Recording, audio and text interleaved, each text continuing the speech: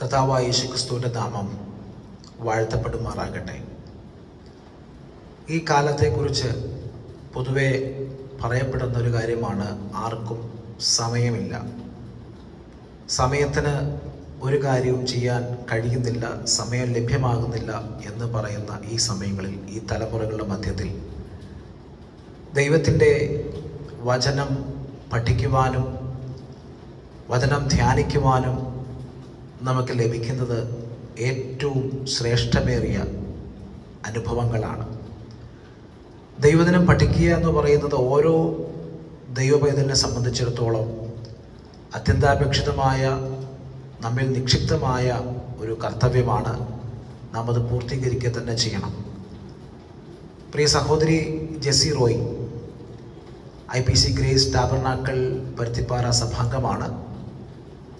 കഴിഞ്ഞ സമയങ്ങളിൽ സുവിശേഷങ്ങളിൽ നിന്ന് മനഃപ്പാഠമാക്കി മത്തായി സുവിശേഷം, മാർക്കോസ് സുവിശേഷം, ലൂക്കോസ് സുവിശേഷം ദൈവകൃപയിൽ ആശ്രയിച്ച് ഹൃദയസ്ഥമാക്കി മനഃപ്പാഠമാക്കി ആമേൻ ടിവിയിലൂടെ അവതരിപ്പിക്കുവാനുള്ള ഭാഗ്യം ദൈവം കൊടുത്തു. എന്നാൽ ഇന്ന് ഈ സമയത്ത് യോഹന്നാന്റെ സുവിശേഷത്തിൽ നിന്ന് മനഃപ്പാഠമാക്കി അവതരിപ്പിക്കുവാനായിട്ട് താല്പര്യപ്പെടുന്നു. ദൈവം അതിനാവശ്യമായ എല്ലാ കൃപകളും അനുഗ്രഹം നൽകട്ടെ എന്ന് പ്രാർത്ഥിച്ചുകൊണ്ട് ദൈവനാമ മഹത്വത്തിനായി ഈ യോഹന്നാന്റെ സുവിശേഷത്തിൻ്റെ 1-ാം അധ്യായം മുതൽ ഇവിടെ ആരംഭിക്കുന്നു. പ്രാർത്ഥനയോടെ നമുക്കായിരിക്കാം. യോഹന്നാൻ എഴുതിയ സുവിശേഷം പറയുവാൻ താല്പര്യപ്പെടുന്നു. ആദിയിൽ വചനമുണ്ടായിരുന്നു, വചനം ദൈവത്തോടു കൂടെയായിരുന്നു, വചനം ദൈവമായിരുന്നു. അവൻ ആദിയിൽ ദൈവത്തോടു കൂടെയായിരുന്നു. സകലവും അവൻ മുഖാന്തരം ഉളവായതൊന്നും അവനെ കൂടാതെ ഉളവായതല്ല. അവനിൽ ജീവൻ ഉണ്ടായിരുന്നു, ജീവൻ മനുഷ്യന്റെ വെളിച്ചമായിരുന്നു. വെളിച്ചം ഇരുളിൽ പ്രകാശിക്കുന്നു, ഇരുളും അതിനെ പിടിച്ചടക്കിയില്ല. ദൈവം അയച്ചിട്ട് ഒരു മനുഷ്യൻ വന്നു, അവന് യോഹന്നാൻ എന്ന് പേർ. അവൻ സാക്ഷ്യത്തിനായി താൻ മുഖാന്തരം എല്ലാവരും വിശ്വസിക്കേണ്ടതിന് വെളിച്ചത്തെക്കുറിച്ച് സാക്ഷ്യം പറയാൻ തന്നെ വന്നു. അവൻ വെളിച്ചമായിരുന്നില്ല, വെളിച്ചത്തെക്കുറിച്ച് സാക്ഷ്യം പറയേണ്ടവൻ അത്രേ. ഏത് മനുഷ്യനെയും പ്രകാശിപ്പിക്കുന്ന സത്യവെളിച്ചം ലോകത്തിലേക്ക് വന്നുകൊണ്ടിരുന്നു. അവൻ ലോകത്തിലുണ്ടായിരുന്ന, ലോകം അവൻ മുഖാന്തരം ഉളവായി, ലോകം അവനെ അറിഞ്ഞില്ല. അവൻ സ്വന്തത്തിലേക്ക് വന്നു, സ്വന്തമായവരും അവനെ കൈക്കൊണ്ടില്ല. അവനെ കൈക്കൊണ്ട് അവന്റെ നാമത്തിൽ വിശ്വസിക്കുന്ന ഏവർക്കും ദൈവമക്കളാവാൻ അവൻ അധികാരം കൊടുത്തു. അവർ രക്തത്തിൽ നിന്നല്ല, ജഡത്തിന്റെ ഇഷ്ടത്താലല്ല, പുരുഷന്റെ ഇഷ്ടത്താലുമല്ല, ദൈവത്തിൽ നിന്ന് അത്ര ജനിച്ചത്. വചനം ജഡമായി തീർന്നു, കൃപയും സത്യവും തന്നവനായി നമ്മുടെ ഇടയിൽ പാർത്തു. ഞങ്ങൾ അവന്റെ തേജസ് പിതാവിൽ നിന്ന് ഏകജാതനായവന്റെ തേജസ്സായി കണ്ടു. യോഹന്നാൻ അവനെക്കുറിച്ച് സാക്ഷീകരിച്ചു. എൻ്റെ പിന്നാലെ വരുന്നവൻ എനിക്ക് മുമ്പനായി തീർന്നു, അവൻ എനിക്ക് മുമ്പേ ഉണ്ടായിരുന്നു എന്ന് ഞാൻ പറഞ്ഞവൻ ഇവൻ തന്നെ എന്ന് വിളിച്ചു പറഞ്ഞു.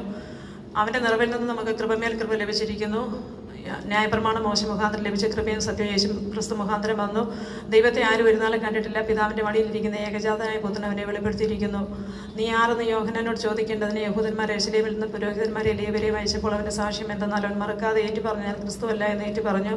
പിന്നെ എന്ത്, നീ ഏലിയാവോ എന്ന് ചോദിച്ചതിനല്ല എന്നവൻ പറഞ്ഞു. ആ പ്രവാചകനോ എന്നതിന് അല്ല എന്നവൻ ഉത്തരം പറഞ്ഞു. അവർ അവനോട്, നീ ആരാകുന്നു, ഞങ്ങളെ അയച്ചവരോട് ഉത്തരം പറയേണ്ടത്, നിന്നെക്കുറിച്ച് തന്നെ എന്ത് പറയുന്നു എന്ന് ചോദിച്ചു. അതിന് അവൻ, യെശയ്യാ പ്രവാചകൻ പറഞ്ഞതുപോലെ കർത്താവിൻ്റെ വഴി നേരെയാക്കുവിൻ എന്ന് മരുഭൂമിയിൽ വിളിച്ചു പറയുന്നവൻ്റെ ശബ്ദം ഞാനാകുന്നു എന്ന് പറഞ്ഞു. അയക്കപ്പെട്ടവർ പരീശന്മാരുടെ കൂട്ടത്തിലുള്ളവരായിരുന്നു. നീ ക്രിസ്തുവല്ല, ഏലിയാവല്ല, ആ പ്രവാചകനുമല്ല എന്ന് വരികിൽ സ്നാനം കഴിപ്പിക്കുന്നത് എന്തേ എന്ന് അവർ ചോദിച്ചു. അതിന് യോഹന്നാൻ, ഞാൻ വെള്ളത്തിൽ സ്നാനം കഴിപ്പിക്കുന്നു, എന്നാൽ നിങ്ങൾ അറിയാത്ത ഒരുത്തൻ നിങ്ങളുടെ ഇടയിൽ നിൽക്കുന്നുണ്ട്, എൻ്റെ പിന്നാലെ വരുന്നവൻ തന്നെ, അവൻ്റെ ചെരുപ്പിൻ്റെ വാറഴിപ്പാൻ ഞാൻ യോഗ്യനല്ല എന്ന് ഉത്തരം പറഞ്ഞു. ഇത് യോർദാൻ അക്കരെ യോഹന്നാൻ ആദ്യം സ്നാനം കഴിപ്പിച്ചുകൊണ്ടിരുന്ന ബഥാനിയിൽ സംഭവിച്ചു. പിറ്റേന്നാൾ യേശു തൻ്റെ അടുക്കൽ അവൻ വരുന്നത് കണ്ടിട്ട്, ഇതാ ലോകത്തിൻ്റെ പാപം ചുമക്കുന്ന ദൈവത്തിൻ്റെ കുഞ്ഞാട്, എൻ്റെ പിന്നാലെ ഒരു പുരുഷൻ വരുന്നു, അവൻ എനിക്ക് മുമ്പേ ഉണ്ടായിരുന്നതുകൊണ്ട് എനിക്ക് മുമ്പനായി തീർന്നത് ഞാൻ പറഞ്ഞവൻ ഇവൻ തന്നെ, ഞാനും അവനെ അറിഞ്ഞില്ല. എങ്കിലും അവൻ ഇസ്രായേലിന് വെളിപ്പെടേണ്ടതിന് ഞാൻ വെള്ളത്തിൽ സ്നാനം കഴിപ്പിക്കാൻ വന്നിരിക്കുന്നു എന്ന് പറഞ്ഞു. യോഹന്നാൻ പിന്നെയും സാക്ഷ്യം പറഞ്ഞത്, ആത്മാവ് ഒരു പ്രാവ് പോലെ സ്വർഗത്തിൽ നിന്ന് ഇറങ്ങി വരുന്നത് ഞാൻ കണ്ടു, അത് അവൻ്റെ മേൽ വസിച്ചു, ഞാനും അവനെ അറിഞ്ഞില്ല. എങ്കിലും വെള്ളത്തിൽ സ്നാനം കഴിപ്പിക്കാൻ എന്നെ അയച്ചവൻ ആത്മാവ് ആരുടെ മേൽ ഇറങ്ങി വരുന്നത് നീ കാണും, ആത്മാവ് ആരുടെ മേൽ ഇറങ്ങി വരുന്നതും വസിക്കുന്നത് നീ കാണുമ്പോൾ അവൻ പരിശുദ്ധാത്മാവിൽ സ്നാനം കഴിപ്പിക്കുന്നതിനാകുന്നു എന്ന് പറഞ്ഞു. അങ്ങനെ ഞാൻ കാണുകയും ഇവൻ ദൈവപുത്രൻ തന്നെ എന്ന് സാക്ഷ്യം പറയുകയും ചെയ്തിരിക്കുന്നു. പിറ്റേന്നാൾ യോഹന്നാൻ പിന്നെയും തൻ്റെ ശിഷ്യന്മാർ രണ്ടുപേരുമായി അവിടെ നിൽക്കുമ്പോൾ കടന്നു പോകുന്ന യേശുവിനെ നോക്കിയിട്ട്, ഇതാ ദൈവത്തിൻ്റെ കുഞ്ഞാട് എന്ന് പറഞ്ഞു. അവൻ പറഞ്ഞത് ആ രണ്ട് ശിഷ്യന്മാർ കേട്ട് യേശുവിനെ അനുഗമിച്ചു. യേശു തിരിഞ്ഞു അവർ പിന്നാലെ വരുന്നത് കണ്ട് അവരോട്, നിങ്ങൾ എന്ത് അന്വേഷിക്കുന്നു എന്ന് ചോദിച്ചു. അവർ റബ്ബി എന്ന് വെച്ചാൽ ഗുരു, നീ എവിടെ പാർക്കുന്നു എന്ന് ചോദിച്ചു. അവൻ അവരോട് എന്നോട് വന്ന് കാണുവീനെന്ന് പറഞ്ഞു. അങ്ങനെ അവൻ വസിക്കുന്ന ഇടം അവർ കണ്ടു. അന്ന് അവനോടുകൂടെ പാർത്തപ്പോൾ ഏകദേശം 10 മണി നേരമായിരുന്നു. യോഹന്നാൻ പറഞ്ഞത് കേട്ട് അവനെ അനുഗമിച്ച 2 ശിഷ്യന്മാരിൽ ഒരുത്തൻ ശീമോൻ പത്രോസിന്റെ സഹോദരനായ അന്ത്രയോസ് ആയിരുന്നു. അവൻ തന്റെ സഹോദരനായ ശീമോനെ കണ്ട്, ഞങ്ങൾ മശിഹയെ എന്ന് വെച്ചാൽ ക്രിസ്തുവെ കണ്ടെത്തിയിരിക്കുന്നു എന്ന് പറഞ്ഞ് അവനെ യേശുവിന്റെ അടുക്കൽ കൊണ്ടുവന്നു. യേശു അവനെ നോക്കി, നീ യോഹന്നാന്റെ മകനായ ശീമോനാകുന്നു, നിനക്ക് കേഫ എന്ന് പേരാകും, അത് പത്രോസ് എന്നാകുന്നു. പിറ്റേന്നാൾ യേശു ഗലീലയ്ക്ക് പുറപ്പെടുവാൻ ഭാവിച്ചപ്പോൾ ഫിലിപ്പോസിനെ കണ്ട്, എന്നെ അനുഗമിക്കുക എന്നവരോട് പറഞ്ഞു. ഫിലിപ്പോസോ അന്ത്രയോസിന്റെയും പത്രോസിന്റെയും പട്ടണമായ ബേത്സയിദയിൽ നിന്നുള്ളവനായിരുന്നു. ഫിലിപ്പോസ് നഥനയേലിനെ കണ്ട്, ന്യായപ്രമാണത്തിൽ മോശയും പ്രവാചകന്മാരും എഴുതിയിരിക്കുന്നവർ കണ്ടെത്തിയിരിക്കുന്നു, അവൻ യോസേഫിന്റെ പുത്രനായ യേശു എന്ന നസറത്തുകാരൻ തന്നെ എന്ന് പറഞ്ഞു. നഥനയേൽ അവനോട്, നസറത്തിൽ നിന്ന് വല്ല നന്മയും വരുമോ എന്ന് ചോദിച്ചു. ഫിലിപ്പോസ് അവനോട്, വന്ന് കാണുക എന്ന് പറഞ്ഞു. നഥനയേൽ തന്റെ അടുക്കൽ വരുന്നത് യേശു കണ്ടിട്ട്, ഇതാ സാക്ഷാൽ ഇസ്രായേലിൽ, അവൻ കപടമല്ല എന്ന് അവനെക്കുറിച്ച് പറഞ്ഞു. നഥനയേൽ അവനോട്, എന്നെ എവിടെ വെച്ച് അറിയുമെന്ന് ചോദിച്ചതിന്, ഫിലിപ്പോസ് നിന്നെ വിളിക്കും മുമ്പേ നീ അത്തിയുടെ കീഴിലിരിക്കുമ്പോൾ ഞാൻ നിന്നെ കണ്ടു എന്ന് യേശു ഉത്തരം പറഞ്ഞു. നഥനയേൽ അവനോട്, റബ്ബി, നീ ദൈവപുത്രൻ, നീ ഇസ്രായേലിലെ രാജാവേ എന്ന് ഉത്തരം പറഞ്ഞു. യേശു അവനോട്, ഞാൻ നിന്നെ അത്തിയുടെ കീഴിൽ കണ്ടു എന്ന് പറഞ്ഞതുകൊണ്ട് നീ വിശ്വസിക്കുന്നു, നീ ഇതിനേക്കാളും വലിയത് കാണുമെന്ന് ഉത്തരം പറഞ്ഞു. ആമേൻ ഞാൻ നിങ്ങളോട് പറയുന്ന, സ്വർഗം തുറന്നിരിക്കുന്നതും മനുഷ്യപുത്രന്റെ അടുക്കൽ ദൈവദൂതന്മാർ കയറുകയും ഇറങ്ങുകയും ചെയ്യുന്നത് നിങ്ങൾ കാണുമെന്ന് ഞാൻ നിങ്ങളോട് പറയുന്നു എന്ന് അവനോട് പറഞ്ഞു. 3-ാം നാൾ ഗലീലയിലെ കാനാവിൽ ഒരു കല്യാണം ഉണ്ടായി. യേശുവിൻ്റെ അമ്മ അവിടെ ഉണ്ടായിരുന്നു. യേശുവിനെ ശിഷ്യന്മാരെയും കല്യാണത്തിന് ക്ഷണിച്ചിരുന്നു. വീഞ്ഞ് പോരാതെ വരികയാൽ യേശുവിൻ്റെ അമ്മ അവനോട്, അവർക്ക് വീഞ്ഞില്ല എന്ന് പറഞ്ഞു. യേശു അവളോട്, സ്ത്രീയെ, എനിക്കും നിനക്കും തമ്മിൽ എന്തിന് നാഴിക ഇതുവരെ വന്നിട്ടില്ല എന്ന് പറഞ്ഞു. അവൻ്റെ അമ്മ ശുശ്രൂഷക്കാരോട്, അവൻ നിങ്ങളോട് എന്തെങ്കിലും കൽപ്പിച്ചാൽ അത് ചെയ്യുവീൻ എന്ന് പറഞ്ഞു. അവിടെ യഹൂദന്മാരുടെ ശുദ്ധീകരണ നിയമം അനുസരിച്ച് 2-3 പറ വീതം കൊള്ളുന്ന 6 കൽപ്പാത്രം ഉണ്ടായിരുന്നു. യേശു അവരോട്, ഈ കൽപ്പാത്രങ്ങൾ വെള്ളം നിറപ്പീനെന്ന് പറഞ്ഞു. അവർ വക്കോളവും നിറച്ചു. ഇപ്പോൾ കോരി കൊണ്ടുപോയി വിരുന്ന് വഴിക്ക് കൊടുപ്പീനെന്ന് അവൻ പറഞ്ഞു. അത് എവിടെ നിന്ന് എന്ന വെള്ളം കോരി ശുശ്രൂഷക്കാരല്ലാതെ വിരുന്ന് വഴി അറിഞ്ഞില്ല. വീഞ്ഞായി തീർന്ന വെള്ളം വിരുന്ന് വഴി രുചി നോക്കിയാറെ മണവാളനെ വിളിച്ചു. എല്ലാവരും ആദ്യം നല്ല വീഞ്ഞ് ലഹരി പിടിച്ച ശേഷം എളുപ്പമായതും കൊടുക്കുമാറുണ്ട്. നീ നല്ല വീഞ്ഞ് ഇതുവരെ സൂക്ഷിച്ചു വെച്ചുവല്ലോ എന്ന് പറഞ്ഞു. യേശു ഇതിനെ അടയാളങ്ങളുടെ ആരംഭമായി ഗലീലയിലെ കാനാവിൽ വെച്ച് ചെയ്തതിന്റെ മഹത്വം വെളിപ്പെടുത്തി. അവന്റെ ശിഷ്യന്മാരും അവനിൽ വിശ്വസിച്ചു. അനന്തരം അവനും അവന്റെ അമ്മയും സഹോദരന്മാരും ശിഷ്യന്മാരും കഫർന്നഹൂമിലേക്ക് പോയി അവിടെ ഏറെ നാൾ പാർത്തില്ല. യഹൂദന്മാരുടെ പെസഹ സമീപമായിരിക്കാൻ യേശു യെരുശലേമിലേക്ക് പോയി. ദേവാലയത്തിൽ കാള, ആട്, പ്രാവ് എന്നിവയെ വിൽക്കുന്നവരെയും അവിടെ ഇരിക്കുന്ന പനുവാണിപ്പക്കാരെയും കണ്ടിട്ട് കയറുകൊണ്ട് ഒരു ചമ്മട്ടി ഉണ്ടാക്കി ആടുമാടുകളോടെ ദൈവാലയത്തിൽ നിന്ന് എല്ലാവരെയും പുറത്താക്കി. പനുവാണിപ്പക്കാരുടെ നാണയം തൂക്കിക്കളഞ്ഞ് മേശകളെ മറിച്ചിട്ടു. പ്രാവുകളെ വിൽക്കുന്നവരോട്, ഇതിവിടെ നിന്ന് കൊണ്ടുപോകും, എൻ്റെ പിതാവിൻ്റെ ആലയത്തെ വാണിഭശാലയാക്കരുതെന്ന് പറഞ്ഞു. അപ്പോൾ അവൻ്റെ ശിഷ്യന്മാർ, നിന്റെ ആലയത്തെക്കുറിച്ചുള്ള എരിവ് എന്നെ തിന്നുകളഞ്ഞു എന്ന് എഴുതിയിരിക്കുന്നത് ഓർത്തു. എന്നാൽ യഹൂദന്മാർ അവനോട്, നിനക്കിങ്ങനെ ചെയ്യാമെന്നതിന് എന്തടയാളം കാണിച്ചു തരുമെന്ന് ചോദിച്ചു. യേശു അവനോട്, ഈ മന്ദിരം പൊളിപ്പിൻ ഞാൻ 3 ദിവസത്തിനകം ഇതിനെ പണിയുമെന്ന് ഉത്തരം പറഞ്ഞു. യഹൂദന്മാർ അവനോട്, ഈ മന്ദിരം 46 സംവത്സരം കൊണ്ട് പണിതിരിക്കുന്നു, നീ 3 ദിവസത്തിനകം ഇതിനെ പണിയുമോ എന്ന് ചോദിച്ചു. അവനോ, തന്റെ ശരീരം എന്ന മന്ദിരത്തെക്കുറിച്ച് അത്രേ പറഞ്ഞത്, അവൻ ഇത് പറഞ്ഞു എന്ന്. അവൻ മരിച്ചവർ ഉയർത്തെഴുന്നേറ്റ ശേഷം ശിഷ്യന്മാർ ഓർത്തു. തിരുവെഴുത്തും യേശു പറഞ്ഞ വചനവും വിശ്വസിച്ചു. പെസഹ പെരുന്നാൾ യെരുശലേമിലിരിക്കുമ്പോൾ യേശു ചെയ്ത അടയാളങ്ങൾ കണ്ടിട്ട് പലരും അവന്റെ നാമത്തിൽ വിശ്വസിച്ചു. യേശുവോ എല്ലാവരെയും അറിഞ്ഞിരിക്കൊണ്ട് തന്നെത്താൻ അവരുടെ പക്കൽ വിശ്വസിച്ച് ഏൽപ്പിച്ചില്ല. മനുഷ്യനുള്ളത് എന്തേ എന്നവൻ സ്വതവേ അറിഞ്ഞിരിക്കാൻ തനിക്ക് മനുഷ്യനെക്കുറിച്ച് യാതൊരുത്തിൻ്റെയും സാക്ഷ്യം ആവശ്യമായിരുന്നില്ല. പരീശന്മാരുടെ കൂട്ടത്തിൽ യഹൂദന്മാരുടെ ഒരു പ്രമാണിയെ നിക്കോദേമസ് എന്ന പേരുള്ള ഒരു മനുഷ്യനുണ്ടായിരുന്നു. അവൻ രാത്രി അവൻ്റെ അടുക്കൽ വന്ന് അവനോട്, റബ്ബി, നീ ദൈവത്തിൻ്റെ അടുക്കൽ നിന്ന് ഉപദേഷ്ടാവായി വന്നിരിക്കുന്നു എന്ന് ഞങ്ങൾ അറിയുന്നു. ദൈവം തന്നോടുകൂടെ ഇല്ല എങ്കിൽ നീ ചെയ്യുന്ന ഈ അടയാളങ്ങളെ ചെയ്യുവാൻ ആർക്കും കഴിയുകയില്ല എന്ന് പറഞ്ഞു. യേശു അവനോട്, ആമേൻ ഞാൻ നിന്നോട് പറയുന്നു, പുതുതായി ജനിച്ചില്ല എങ്കിൽ ദൈവരാജ്യം കാണുവാൻ ആർക്കും കഴിയുകയില്ല എന്ന് ഉത്തരം പറഞ്ഞു. നിക്കോദേമസ് അവനോട്, മനുഷ്യൻ വൃദ്ധനായ ശേഷം ജനിക്കുന്നത് എങ്ങനെ? രണ്ടാമതും അമ്മയുടെ ഉദരത്തിൽ കിടന്ന് ജനിക്കാമോ എന്ന് ചോദിച്ചു. അതിന് യേശു, ആമേൻ ഞാൻ നിന്നോട് പറയുന്നു, വെള്ളത്താലും ആത്മാവിനാലും ജനിച്ചില്ല എങ്കിൽ ദൈവരാജ്യത്തിൽ കടപ്പാൻ ആർക്കും കഴിയുകയില്ല. ജഡത്താൽ ജനിച്ചത് ജഡമാകുന്നു, ആത്മാവിനാൽ ജനിച്ചത് ആത്മാവാകുന്നു. നിങ്ങൾ പുതുതായി ജനിക്കണമെന്ന് ഞാൻ നിന്നോട് പറയുകയാൽ ആശ്ചര്യപ്പെടരുത്. കാറ്റ് ഇഷ്ടമുള്ളയിടത്ത് ഊതുന്നു, അതിൻ്റെ ശബ്ദം നീ കേൾക്കുന്നു, എങ്കിലും അത് എവിടെ നിന്ന് വന്നു എന്നും എവിടേക്ക് പോകുന്നു എന്നും അറിയുന്നില്ല. ആത്മാവിനാൽ ജനിച്ചവനെല്ലാം ഇതുപോലെയാകുന്നു എന്ന് ഉത്തരം പറഞ്ഞു. നിക്കോദേമസ് അവനോട്, ഇത് എങ്ങനെ സംഭവിക്കുമെന്ന് ചോദിച്ചു. യേശുവിനോട് ഉത്തരം പറഞ്ഞ, നീ ഇസ്രായേലിൻ്റെ ഉപദേഷ്ടാവായിരുന്നിട്ടും ഇത് അറിയുന്നില്ലയോ? ആമേൻ ഞാൻ നിന്നോട് പറയുന്നു, ഞങ്ങൾ അറിയുന്നത് പ്രസ്താവിക്കുകയും കണ്ടത് സാക്ഷീകരിക്കുകയും ചെയ്യുന്നു. ഞങ്ങളുടെ സാക്ഷ്യം നിങ്ങൾ കൈക്കൊള്ളുന്നില്ല താനും. ഭൂമിയിലുള്ളത് നിങ്ങളോട് പറഞ്ഞിട്ട് നിങ്ങൾ വിശ്വസിക്കുന്നില്ല എങ്കിൽ സ്വർഗത്തിലുള്ളത് പറഞ്ഞാൽ എങ്ങനെ വിശ്വസിക്കും? സ്വർഗത്തിൽ നിന്ന് ഇറങ്ങി വന്നവനായ സ്വർഗത്തിൽ ഇരിക്കുന്നവനായ മനുഷ്യപുത്രനല്ലാതെ ആരും സ്വർഗത്തിൽ കയറിയിട്ടില്ല. മോശ മരുഭൂമിയിൽ സർപ്പത്തെ ഉയർത്തിയതുപോലെ മനുഷ്യപുത്രനെ ഉയർത്തേണ്ടതാകുന്നു. അവനിൽ വിശ്വസിക്കുന്ന ഏവനും നിത്യജീവൻ പ്രാപിക്കേണ്ടതിന് തന്നെ തൻ്റെ ഏകജാതനായ പുത്രനിൽ വിശ്വസിക്കുന്ന ഏവനും നശിച്ചു പോകാതെ നിത്യജീവൻ പ്രാപിക്കേണ്ട ദൈവം അവനെ നൽകുവാൻ കൊണ്ട് ലോകത്തെ സ്നേഹിച്ചു. ദൈവം തന്റെ പുത്രനെ ലോകത്തിലേക്ക് അയച്ചത് ലോകത്തെ വിധിപ്പാൻ, ലോകം അവനാൽ രക്ഷിക്കപ്പെടുവാൻ അത്രേ. അവനിൽ വിശ്വസിക്കുന്നതിന് ന്യായവിധി ന്യായവിധിയില്ല. വിശ്വസിക്കാത്തവനോ ദൈവത്തിൻ്റെ ഏകജാതനായ പുത്രൻ്റെ നാമത്തിൽ വിശ്വസിക്കായികയാൽ ന്യായവിധി വന്നു കഴിഞ്ഞു. ന്യായവിധി എന്നതോ വെളിച്ചം ലോകത്തിൽ വന്നിട്ട് മനുഷ്യൻ്റെ പ്രവൃത്തി ദോഷമുള്ളതാകിയാൽ വെളിച്ചത്തേക്കാൾ ഇരുളിനെ സ്നേഹിച്ചത് തന്നെ. തിന്മ പ്രവർത്തിക്കുന്ന ഏവനും വെളിച്ചത്തെ പകയ്ക്കുന്നു. തൻ്റെ പ്രവൃത്തിക്ക് ആക്ഷേപം വരാതിരിക്കാൻ വെളിച്ചത്തെങ്കിലേക്ക് വരുന്നില്ല. സത്യം പ്രവർത്തിക്കുന്നവന് തൻ്റെ പ്രവൃത്തി ദൈവത്തിൽ ചെതിരിക്കാൻ അത് വെളിപ്പെടേണ്ടതിന് ദൈവത്തെങ്കിലേക്ക് വരുന്നു. അതിൻ്റെ ശേഷം യേശു ശിഷ്യന്മാരുമായി യഹൂദ്യ ദേശത്ത് വന്നു അവരോടുകൂടെ സ്നാനം കഴിപ്പിച്ചുകൊണ്ടിരുന്നു. യോഹന്നാൻ ശാലേമിനരികത്ത് ഐനോനിൽ സ്നാനം കഴിപ്പിച്ചുകൊണ്ടിരുന്നു. അവിടെ വളരെ വെള്ളമുണ്ടായിരുന്നു. ആളുകൾ വന്ന് സ്നാനം ഏറ്റുവന്ന് യോഹന്നാനെ തടവിലാക്കിയിരുന്നില്ല.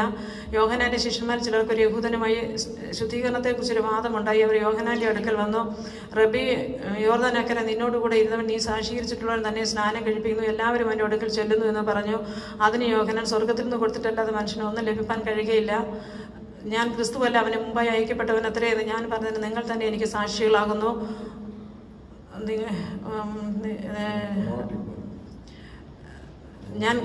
ഞാൻ ക്രിസ്തുവല്ല, അവന് മുമ്പായി അയക്കപ്പെട്ടവനെതിരെ എന്ന് ഞാൻ പറഞ്ഞതിന് നിങ്ങൾ തന്നെ എനിക്ക് സാക്ഷികളാകുന്നു. മണവാട്ടിയുള്ളവൻ മണവാളനാകുന്നു. മണവാളൻ്റെ സ്നേഹിതനോ നിന്ന് മണവാളൻ്റെ സ്വരം കേട്ടിട്ട് അത്യന്തം സന്തോഷിക്കുന്നു. ഈ എൻ്റെ സന്തോഷം പൂർണ്ണമായിരിക്കുന്നു. അവൻ വളരണം, ഞാനും കുറയണം എന്ന് ഉത്തരം പറഞ്ഞു. മേലിൽ നിന്ന് വരുന്നവൻ എല്ലാവർക്കും മീതെയുള്ളവൻ, ഭൂമിയിൽ നിന്നുള്ളവൻ ഭൗമികനാകുന്നു, ഭൗമികമായി സംസാരിക്കുന്നു. സ്വർഗത്തിൽ നിന്ന് വരുന്നവൻ എല്ലാവർക്കും ഉള്ളവനായി താൻ കാണുകയും കേൾക്കുകയും ചെയ്യുന്നത് സാക്ഷിയിരിക്കുന്നു. അവൻ്റെ സാക്ഷിമാരും കൈക്കൊള്ളുന്നില്ല. അവൻ്റെ സാക്ഷ്യം കൈക്കൊള്ളുന്നവൻ ദൈവം സത്യവാൻ എന്നുള്ളതിന് മുദ്രയിടുന്നു. ദൈവം അയച്ചവൻ ദൈവത്തിന്റെ വചനം പ്രസ്താവിക്കുന്നു. അവൻ ആത്മാവിനെ അളവ് കൂടാതെയല്ലോ കൊടുക്കുന്നത്. പിതാവ് പുത്രനെ സ്നേഹിക്കുന്നു, സകലവും അവന്റെ കയ്യിൽ കൊടുത്തുമിരിക്കുന്നു. പുത്രനിൽ വിശ്വസിക്കുന്നവന് നിത്യജീവനുണ്ട്. പുത്രനെ അനുസരിക്കാത്തവനോ ജീവനില്ല. ദൈവക്രോധം അവന്റെ മേൽ വസിക്കുന്നതേ ഉള്ളൂ.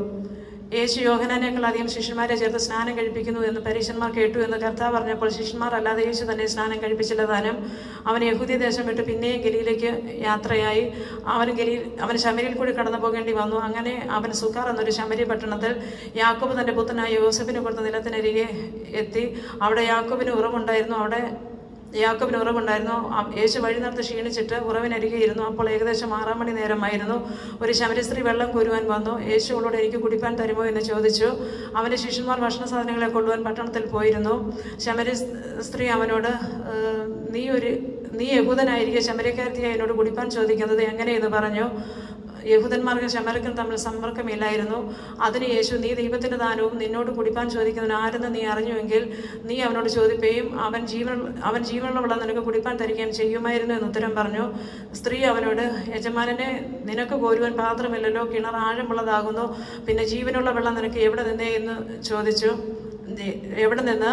നമ്മുടെ പിതാവായ യാക്കോബിനേക്കാൾ നീ വലിയവരും അവനാകുന്ന ഈ കിണർ ഞങ്ങൾക്ക് തന്നത്. അവനും അവൻ്റെ മൃഗങ്ങളും ആടുമാടുകളും ഇതിലെ വെള്ളം കുടിച്ചു പോന്നു എന്ന് പറഞ്ഞു. യേശു അവളോട്, ഈ വെള്ളം കുടിക്കുന്നവനെല്ലാം പിന്നെയും ദാഹിക്കും. ഞാൻ കൊടുക്കുന്ന വെള്ളം കുടിക്കുന്നവന് ഒരു നാളും ദാഹിക്കുകയില്ല. ഞാൻ കൊടുക്കുന്ന വെള്ളം അവനിൽ നിത്യജീവിയിലേക്ക് പൊങ്ങി വരുന്ന നീരുറവയായി തീരുമെന്ന് ഉത്തരം പറഞ്ഞു. സ്ത്രീ അവനോട്, യജമാനനെ, എനിക്ക് ദാഹിക്കാതെയും കോരുവാൻ ഞാൻ ഇവിടത്തോളം വരാതെയും ഇരിക്കേണ്ടതിന് ആ വെള്ളം എനിക്ക് തരണമെന്ന് പറഞ്ഞു. യേശു അവളോട്, പോയി ഭർത്താവിനെ വിളിച്ചുകൊണ്ട് വരിക എന്ന് പറഞ്ഞു. എനിക്ക് ഭർത്താവില്ല എന്ന് സ്ത്രീ അവനോട് ഉത്തരം പറഞ്ഞതിന്, നിനക്ക് ഭർത്താവില്ല എന്ന് നീ പറഞ്ഞത് ശരി. 5 ഭർത്താക്കന്മാർ നിനക്കുണ്ടായിരുന്നു. ഇപ്പോൾ ഉള്ളവൻ ഭർത്താവല്ല. നീ പറഞ്ഞത് സത്യം തന്നെ എന്ന് യേശു പറഞ്ഞു. സ്ത്രീ അവനോട്, യജമാനനെ, നീ പ്രവാചകനെന്ന് ഞാൻ കാണുന്നു. ഞങ്ങളുടെ പിതാക്കന്മാർ ഈ മലയിൽ നമസ്കരിച്ചു വന്നു. നമസ്കരിക്കേണ്ട സ്ഥലം യെരുശലേമിലാകുന്നു എന്ന് നിങ്ങൾ പറയുന്നു എന്ന് പറഞ്ഞു. യേശുവോട് പറഞ്ഞത്, സ്ത്രീയെ, എൻ്റെ വാക്ക് വിശ്വസിക്കുക. നിങ്ങൾ പിതാവിനെ നമസ്കരിക്കുന്നത് ഈ മലയിലുമല്ല യെരുശലേമിലുമല്ല എന്നുള്ള നാഴിക വരുന്നു, ഇപ്പോൾ വന്നുമിരിക്കുന്നു. നിങ്ങൾ അറിയാത്തതിനെ നമസ്കരിക്കുന്നു, ഞങ്ങളും അറിയുന്നതിനെ നമസ്കരിക്കുന്നു. രക്ഷ യഹൂദന്മാരുടെ ഇടയിൽ നിന്നല്ലോ വരുന്നത്. സത്യനമസ്കാരികൾ പിതാവിനെ ആത്മാവിലെ സത്യത്തിൽ നമസ്കരിക്കണം നാഴിക വരുന്നു, ഇപ്പോൾ വന്നുമിരിക്കുന്നു. തന്നെ നമസ്കരിക്കുന്നവർ ഇങ്ങനെയുള്ളവരായിരിക്കണമെന്ന് പിതാവ് ഇച്ഛിക്കുന്നു. ദൈവം ആത്മാവാകുന്നു. അവനെ നമസ്കരിക്കുന്ന ആത്മാവിലും സത്യത്തിലും നമസ്കരിക്കണം. സ്ത്രീ അവനോട്, മശിക എന്ന് വെച്ചാൽ ക്രിസ്തു വരുന്നു എന്ന് ഞാൻ അറിയുന്നു. അവൻ വരുമ്പോൾ സകലവും അറിയിച്ചു തരുമെന്ന് പറഞ്ഞു. യേശു അവളോട്, നിന്നോട് സംസാരിക്കാൻ ഞാൻ തന്നെ മശിക എന്ന് പറഞ്ഞു. ഇതിനിടയിൽ അവൻ്റെ ശിഷ്യന്മാർ വന്നു. അവൻ സ്ത്രീയോട് സംസാരിക്കാൻ ആശ്ചര്യപ്പെട്ടു. എങ്കിലും നീ എന്ത് ചോദിക്കുന്നു, അവളോട് എന്ത് സംസാരിക്കുന്നു എന്ന് ആരും അവളോട് ചോദിച്ചില്ല. അനന്തരം സ്ത്രീ പാത്രം വെച്ചിട്ട് പട്ടണത്തിൽ ചെന്ന് ജനങ്ങളോട്, ഞാൻ ചെയ്തൊക്കെയും എന്നോട് പറഞ്ഞ ഒരു മനുഷ്യനെ വന്ന് കാണുവാൻ, അവൻ പക്ഷേ ക്രിസ്തു ആയിരിക്കുമോ എന്ന് പറഞ്ഞു. അങ്ങനെ അവർ പട്ടണത്തിൽ നിന്ന് പുറപ്പെട്ട് അവൻ്റെ അടുക്കൽ വന്നു. അതിനിടയിൽ അവൻ്റെ ശിഷ്യന്മാർ, റബ്ബി, ഭക്ഷിച്ചാലും എന്ന് അവനോട് അപേക്ഷിച്ചു. അതിനവൻ, നിങ്ങൾ അറിയാത്ത ആഹാരം ഭക്ഷിപ്പാൻ എനിക്കുണ്ട് എന്ന് പറഞ്ഞു. അതിന് ആകയാൽ വല്ലവനും അവന് ഭക്ഷിപ്പാൻ കൊണ്ടുവന്നു എന്ന് ശിഷ്യന്മാർ തമ്മിൽ പറഞ്ഞു.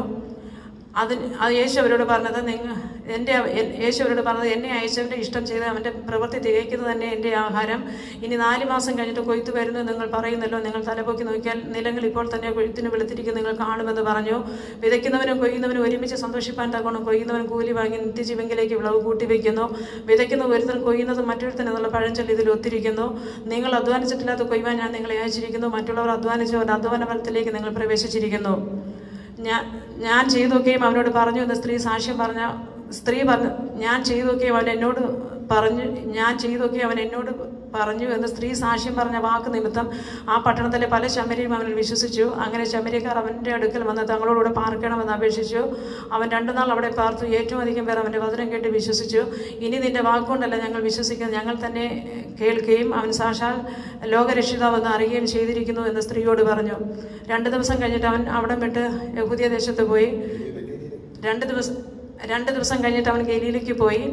പ്രവാചകൻ തന്റെ പിതൃദേശത്ത് ബഹുമാനമില്ലെന്ന് യേശു തന്നെ സാക്ഷ്യം പറഞ്ഞിരുന്നു. അവൻ ഗലീലയിലെത്തിയപ്പോൾ ഗലീലക്കാർ തങ്ങളും പെരുന്നാളിന് പോയി. അവൻ യെരുശലേമിൽ പെരുന്നാൾ അവൻ ചെയ്തൊക്കെ കണ്ടതുകൊണ്ട് അവനെ അംഗീകരിച്ചു. അവൻ പിന്നെയും താൻ വെള്ളം വീഞ്ഞാക്കി ഗലീലയിലെ കാനാവിൽ വന്നു. അന്ന് മകൻ രോഗിയായത് രാജഭൃത്യൻ കഫർന്നഹൂമിലുണ്ടായിരുന്നു. യേശു യഹൂദിയ ദേശം വിട്ട് ഗലീലയിൽ വന്നു എന്ന് അറിഞ്ഞിട്ട് അവൻ അവൻ്റെ അടുക്കൽ വന്ന് തൻ്റെ മകൻ മരിപ്പാറായതുകൊണ്ട് അവൻ വന്ന് അവനെ സൗഖ്യമാക്കണമെന്ന് അവനോട് അപേക്ഷിച്ചു. യേശു അവനോട് നിങ്ങൾ അടയാളങ്ങളും അത്ഭുതങ്ങളും കണ്ടിട്ടല്ലാതെ വിശ്വസിക്കുകയില്ല എന്ന് പറഞ്ഞു. രാജഭൃത്യൻ അവനോട് കർത്താവെ പൈതൽ മരിക്കും മുമ്പേ വരണമേ എന്ന് പറഞ്ഞു. യേശു അവനോട് പോയിക്കൊള്ളുക, നിന്റെ മകൻ ജീവിച്ചിരിക്കുന്നു എന്ന് പറഞ്ഞു. യേശു പറഞ്ഞ വാക്ക് വിശ്വസിച്ച് ആ മനുഷ്യൻ പോയി. അവൻ പോകയിൽ അവൻ്റെ ദാസന്മാർ അവനെ എതിരേറ്റു. നിന്റെ മകൻ ജീവിച്ചിരിക്കുന്നു എന്ന് പറഞ്ഞു. അവന് ഭേദം വന്ന് നഴുകി അവൻ അവരോട് ചോദിച്ചതിന് അവർ അവനോട് ഇന്നലെ 7 മണിക്ക് പനി വിട്ടുമാറി എന്ന് പറഞ്ഞു. ആകയാൽ നിന്റെ മകൻ ജീവിച്ചിരിക്കുന്നു എന്ന് യേശു പറഞ്ഞ നാഴികയിൽ തന്നെ എന്ന് അപ്പനും ഗ്രഹിച്ചു. താനും കുടുംബമൊക്കെയും വിശ്വസിച്ചു. യേശു യഹൂദിയ ദേശം വിട്ട് ഗലീലയിൽ വന്നപ്പോൾ ഇത് 2ാമത്തെ അടയാളമായിട്ട് ചെയ്തു. അതിനുശേഷം യഹൂദന്മാരുടെ ഒരു ഉത്സവം ഉണ്ടായിട്ട് യേശു യെരുശലേമിലേക്ക് പോയി. യെരുശലേമിൽ ആട്ടുവാതുക്കൽ ബെഥസ്ത എന്ന എബ്രായ പേരുടെ ഒരു കുളമുണ്ട്. അതിന് 5 മണ്ഡപമുണ്ട്. അവയിൽ വ്യാധിക്കാർ, കുടർ, മുടന്തർ, ക്ഷയരോഗികൾ ഇങ്ങനെ വലിയൊരു കൂട്ടം വെള്ളത്തിന്റെ ഇളക്കം കാത്തുകൊണ്ട് കിടന്നിരുന്നു. അതത് സമയത്ത് ഒരു ദൂതൻ കുളത്തിലിറങ്ങി വെള്ളം കലക്കും. വെള്ളം കലങ്ങിയ ശേഷം ആദ്യം ഇറങ്ങുന്നവൻ ഏത് വ്യാധി പിടിച്ചവനായിരുന്നാലും അവന് സൗഖ്യം വരും. എന്നാൽ 32 രോഗം പിടിച്ച് കിടന്ന ഒരു മനുഷ്യൻ അവിടെ ഉണ്ടായിരുന്നു. അവൻ കിടക്കുന്നത് യേശു കണ്ടു. ഇങ്ങനെ ഏറെ കാലമായിരിക്കുന്നു എന്നറിഞ്ഞ് സൗഖ്യമാക്കുവാൻ നിനക്ക് മനസ്സുണ്ടോ എന്ന് അവനോട് ചോദിച്ചു.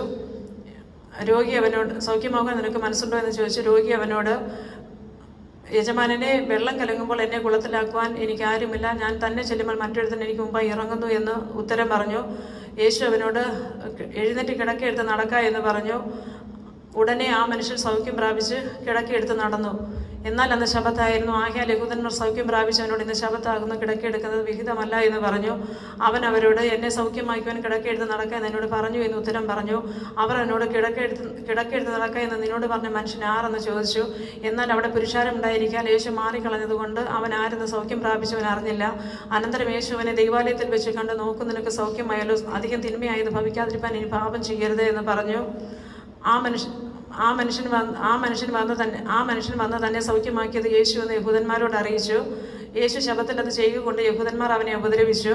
യേശു അവരോട് എൻ്റെ പിതാവ് ഇന്നുവരെയും പ്രവർത്തിക്കുന്നു, ഞാനും പ്രവർത്തിക്കുന്നു എന്ന് ഉത്തരം പറഞ്ഞു. അങ്ങനെ അവൻ ശബത്തിനെ ലംഘിച്ചത് കൊണ്ട് മാത്രമല്ല, ദൈവം സ്വന്തം പിതാവ് എന്ന് പറഞ്ഞ് തന്നെത്താൻ ദൈവത്തോട് സമമാക്കിയതുകൊണ്ടും അവർ അവനെ കൊല്ലുവാൻ അധികമായി ശ്രമിച്ചു പോന്നു. ആകയാൽ യേശു അവരോട് ഉത്തരം പറഞ്ഞത്, ആമേൻ ആമേൻ ഞാൻ നിങ്ങളോട് പറയുന്നു, എൻ്റെ പിതാവ് ചെയ്ത് കാണുന്നതല്ലാതെ എനിക്ക് സ്വതമേ ഒന്നും ചെയ്യുവാൻ കഴിയുകയില്ല. അവൻ ചെയ്യുന്ന നോക്കുകയും പുത്രനും അവണ്ണം തന്നെ ചെയ്യുന്നു. പിതാവ് പുത്രനെ സ്നേഹിക്കുകയും അവൻ ചെയ്യുന്ന നോക്കി അവനെ കാണിച്ചു കൊടുക്കുകയും ചെയ്യുന്നു. നിങ്ങൾ ആശ്ചര്യപ്പെടുമാർ, ഇതിൽ വലിയ പ്രവൃത്തികളും അവനെ കാണിച്ചു കൊടുക്കും. പിതാവ് മരിച്ചവരെ ഉണർത്തി ജീവിപ്പിക്കുന്നത് പോലെ പുത്രനും താൻ ഇച്ഛിക്കുന്നവരെ ജീവിപ്പിക്കുന്നു. എല്ലാവരും പിതാവിനെ ബഹുമാനിക്കുന്നത് പോലെ പുത്രനെ ബഹുമാനിക്കേണ്ടതിന് പിതാവ് ആരെയും ന്യായം വിധിക്കാതെ ന്യായവിധി എല്ലാം പുത്രന് കൊടുത്തിരിക്കുന്നു. പുത്രനിൽ വിശ്വസിക്കാത്തവൻ അവനെ അയച്ച എല്ലാവരും പിതാവിനെ ബഹുമാനിക്കുന്നത് പോലെ പുത്രനെ ബഹുമാനിക്കേണ്ടതിന് പിതാവ് ആരെയും ന്യായം വിധിക്കാതെ ന്യായവിധി എല്ലാം പുത്രന് കൊടുത്തിരിക്കുന്നു. പുത്രനെ ബഹുമാനിക്കാത്തവൻ അവൻ അയച്ച പിതാവിനെയും ബഹുമാനിക്കുന്നില്ല. ആമേൻ ഞാൻ നിങ്ങളോട് പറയുന്നു, എൻ്റെ വചനം കേട്ട് എന്നെ അയച്ചവൻ വിശ്വസിക്കുന്നവന് നിത്യജീവനുണ്ട്. അവൻ ന്യായവിധിയിലാകാതെ മരണത്തിൽ നിന്ന് ജീവനിലേക്ക് കടന്നിരിക്കുന്നു. ആമേൻ ഞാൻ നിങ്ങളോട് പറയുന്നു, മരിച്ചവർ ദൈവപുത്രന്റെ ശബ്ദം കേൾക്കുകയും കേൾക്കുന്നവർ ജീവിക്കുകയും ചെയ്യാനുള്ള നാഴിക വരുന്നു, വന്നുമിരിക്കുന്നു. പിതാവിന് തന്നിൽ തന്നെ ജീവനുള്ളതുപോലെ അവന് പുത്രൻ തന്നിൽ തന്നെ ജീവനുള്ളവനാകുമാർ വരം നൽകിയിരിക്കുന്നു. അവൻ മനുഷ്യപുത്രനാകിയാൽ ന്യായവിധി നടത്തുവാൻ അവന് അധികാരവും നൽകിയിരിക്കുന്നു. ഇതിങ്ങനെ ആശ്ചര്യപ്പെടരുത്. കല്ലറകളിലുള്ളവർ എല്ലാവരും അവൻ്റെ ശബ്ദം കേട്ട് നന്മ ചെയ്തവർ ജീവനായും തിന്മ ചെയ്തവർ ന്യായവിധിക്കായും പുനരുദ്ധാനം ചെയ്യുവാനുള്ള നാഴിക വരുന്നു. എനിക്ക് സ്വതേ ഒന്നും ചെയ്യുവാൻ കഴിയുകയില്ല. ഞാൻ കേൾക്കുന്നത് പോലെ ന്യായം വിധിക്കുന്നു. ഞാൻ എൻ്റെ ഇഷ്ടമല്ല, എന്നെ അയച്ചവൻ്റെ ഇഷ്ടം അത്രേ ചെയ്യുവാൻ ഇച്ഛിക്കുന്നത് കൊണ്ട് എൻ്റെ വിധി നീതിയുള്ളതാകുന്നു. ഞാൻ എന്നെക്കുറിച്ച് തന്നെ സാക്ഷ്യം പറഞ്ഞാൽ എൻ്റെ സാക്ഷ്യം സത്യമല്ല. എന്നെക്കുറിച്ച് സാക്ഷ്യം പറയുന്നത് മറ്റൊരുത്തനാകുന്നു. അവൻ്റെ സാക്ഷ്യം സത്യമെന്ന് ഞാൻ അറിയുന്നു. നിങ്ങൾ യോഹന്നാൻ്റെ അടുക്കൽ ആളയച്ചു, അവൻ സത്യത്തിന് സാക്ഷ്യം പറഞ്ഞിരിക്കുന്നു. എനിക്കോ മനുഷ്യൻ്റെ സാക്ഷ്യം കൊണ്ട് ആവശ്യമില്ല. നിങ്ങൾ രക്ഷിക്കപ്പെടുവാൻ അത്രേ ഞാനിത് പറയുന്നത്. അവൻ ജ്വലിച്ച് പ്രകാശിക്കുന്ന വിളക്കായിരുന്നു. നിങ്ങൾ അല്പനേരത്തേക്ക് അവൻ്റെ വെളിച്ചത്തിൽ ഉല്ലസിപ്പാൻ ഇച്ഛിച്ചു. എനിക്കോ യോഹന്നാൻ്റെ സാക്ഷ്യത്തിലും വലിയ സാക്ഷ്യമുണ്ട്. പിതാവ് എനിക്ക് അനുഷ്ഠിപ്പാൻ തന്ന പ്രവൃത്തികൾ ഞാൻ ചെയ്യുന്ന പ്രവൃത്തികൾ തന്നെ പിതാവ് എന്നെ അയച്ചു എന്നെക്കുറിച്ച് സാക്ഷീകരിക്കുന്നു. എന്നെ അയച്ച പിതാവും എന്നെക്കുറിച്ച് സാക്ഷ്യം പറഞ്ഞിരിക്കുന്നു. നിങ്ങൾ അവൻ്റെ ശബ്ദം ഒരു നാളും കേട്ടിട്ടില്ല, അവൻ്റെ രൂപം കണ്ടിട്ടില്ല, അവൻ്റെ വചനം നിങ്ങളിൽ വസിക്കുന്നതുമല്ല. അവൻ അയച്ചവരിൽ നിങ്ങൾ വിശ്വസിക്കുന്നില്ലല്ലോ. നിങ്ങൾ തിരുവെഴുത്തുകളെ ശോധന ചെയ്യുന്നു, അവയിൽ നിങ്ങൾക്ക് നിത്യജീവനുണ്ടെന്ന് നിങ്ങൾ നിരൂപിക്കുന്നു. അവ എനിക്ക് സാക്ഷ്യം പറയുന്നു. എങ്കിലും ജീവൻ പ്രാപിക്കേണ്ടതിന് എൻ്റെ അടുക്കൽ വരുവാൻ നിങ്ങൾക്ക് മനസ്സില്ല. ഞാനോ മനുഷ്യരോട് ബഹുമാനമാകുന്നില്ല, എന്നാൽ നിങ്ങൾക്കുള്ളിൽ ദൈവസ്നേഹമില്ല എന്ന് ഞാൻ അറിഞ്ഞിരിക്കുന്നു. ഞാൻ എൻ്റെ പിതാവിൻ്റെ നാമത്തിൽ വന്നു, നിങ്ങൾ എന്നെ കൈക്കൊള്ളുന്നില്ല. മറ്റൊരുത്തൻ സ്വന്തം നാമത്തിൽ വന്നാൽ നിങ്ങൾ അവനെ കൈക്കൊള്ളും. തമ്മിൽ ബഹുമാനം വാങ്ങിക്കൊണ്ട് ഏകദൈവത്തിൻ്റെ പക്കൽ നിന്ന് ബഹുമാനം അന്വേഷിക്കാത്ത നിങ്ങൾക്ക് എങ്ങനെ വിശ്വസിക്കാൻ കഴിയും? ഞാൻ പിതാവിൻ്റെ മുമ്പിൽ നിങ്ങളെ കുറ്റം ചുമത്തുമെന്ന് നിങ്ങൾക്ക് തോന്നരുത്. നിങ്ങളെ കുറ്റം ചുമത്തുന്നവരുണ്ട്. നിങ്ങൾ പ്രത്യാശ വെച്ചിരിക്കുന്ന മോശ തന്നെ. നിങ്ങൾ മോശയെ വിശ്വസിച്ചിരുന്നെങ്കിൽ എന്നെ വിശ്വസിക്കുമായിരുന്നു. അവൻ എന്നെക്കുറിച്ച് എഴുതിയിരിക്കുന്നു. അവൻ്റെ എഴുത്ത് നിങ്ങൾ വിശ്വസിക്കുന്നില്ല എങ്കിൽ എൻ്റെ വാക്ക് എങ്ങനെ വിശ്വസിക്കും? അനന്തരം യേശു തിബര്യാസ് എന്ന ഗലീല കടലിൻ്റെ അക്കരയ്ക്ക് പോയി അവൻ രോഗികൾ ചെയ്യുന്ന അടയാളം കണ്ട് ഒരു വലിയ പുരുഷാരം അവൻ്റെ പിന്നാലെ ചെന്നു. യേശു മലയിൽ കയറിയ ശിഷ്യന്മാരോടുകൂടി അവിടെ ഇരുന്നു. യഹൂദന്മാരുടെ പെസക അടുത്തിരുന്നു. യഹൂദന്മാരുടെ പെസക പെരുന്നാൾ അടുത്തിരുന്നു. യേശു വലിയൊരു പുരുഷാരം തൻ്റെ അടുക്കൽ വരുന്നത് കണ്ടിട്ട് ഫിലിപ്പോസിനോട്, ഇവർക്ക് തിന്നുവാൻ നാം അപ്പം എവിടെ നിന്ന് വാങ്ങുമെന്ന് ചോദിച്ചു. ഇത് അവനെ പരീക്ഷിപ്പാൻ അത്രേ ചോദിച്ചത്. താൻ എന്ത് ചെയ്യുവാൻ പോകുന്നു താൻ അറിഞ്ഞിരുന്നു. ഫിലിപ്പോസ് അവനോട്, ഓരോരുത്തരും അല്പം ലഭിക്കേണ്ടതിന് 200 പണത്തിന് അപ്പം മതിയാകയില്ല എന്ന് ഉത്തരം പറഞ്ഞു. ശിഷ്യന്മാരിൽ ഒരുത്തനായ ശീമോൻ പത്രോസിന്റെ സഹോദരനായ അന്ത്രയോസ് അവനോട്, ഇവിടെ ഒരു ബാലകനുണ്ട്, അവൻ്റെ കയ്യിൽ 5 അകത്തപ്പവും 2 മീനുമുണ്ട്, എങ്കിലും അത് ഇത്ര പേർക്ക് എന്തുള്ളൂ എന്ന് പറഞ്ഞു. ആളുകളെ ഇരുത്തുവിനെന്ന് യേശു പറഞ്ഞു. ആ സ്ഥലത്ത് വളരെ പുല്ലുണ്ടായിരുന്നു. 5000-ഓളം പുരുഷന്മാരിരുന്നു. പിന്നെ യേശു അപ്പം എടുത്ത് വാഴ്ത്തി ഇരുന്നവർക്ക് പങ്കിട്ട് കൊടുത്തു. മീനും അങ്ങനെ തന്നെ മീനും വേണ്ടുന്നിടത്തോളം കൊടുത്തു. അവർക്ക് തൃപ്തിയായ ശേഷം അവൻ ശിഷ്യന്മാരോട്, ശേഷിച്ച കഷ്ണങ്ങൾ നഷ്ടമാക്കാതെ ശേഖരിപ്പീൻ എന്ന് പറഞ്ഞു. 5 ഇവത്തപ്പത്തിൽ തിന്ന് ശേഷിച്ച കഷ്ണം അവർ ശേഖരിച്ച് 12 കൂട്ടം നിറച്ചെടുത്തു. അവൻ ചെയ്ത അടയാളം ആളുകൾ കണ്ടിട്ട്, ലോകത്തിലേക്ക് വരുവാനുള്ള പ്രവാചകൻ തന്നെ സത്യമെന്ന് പറഞ്ഞു.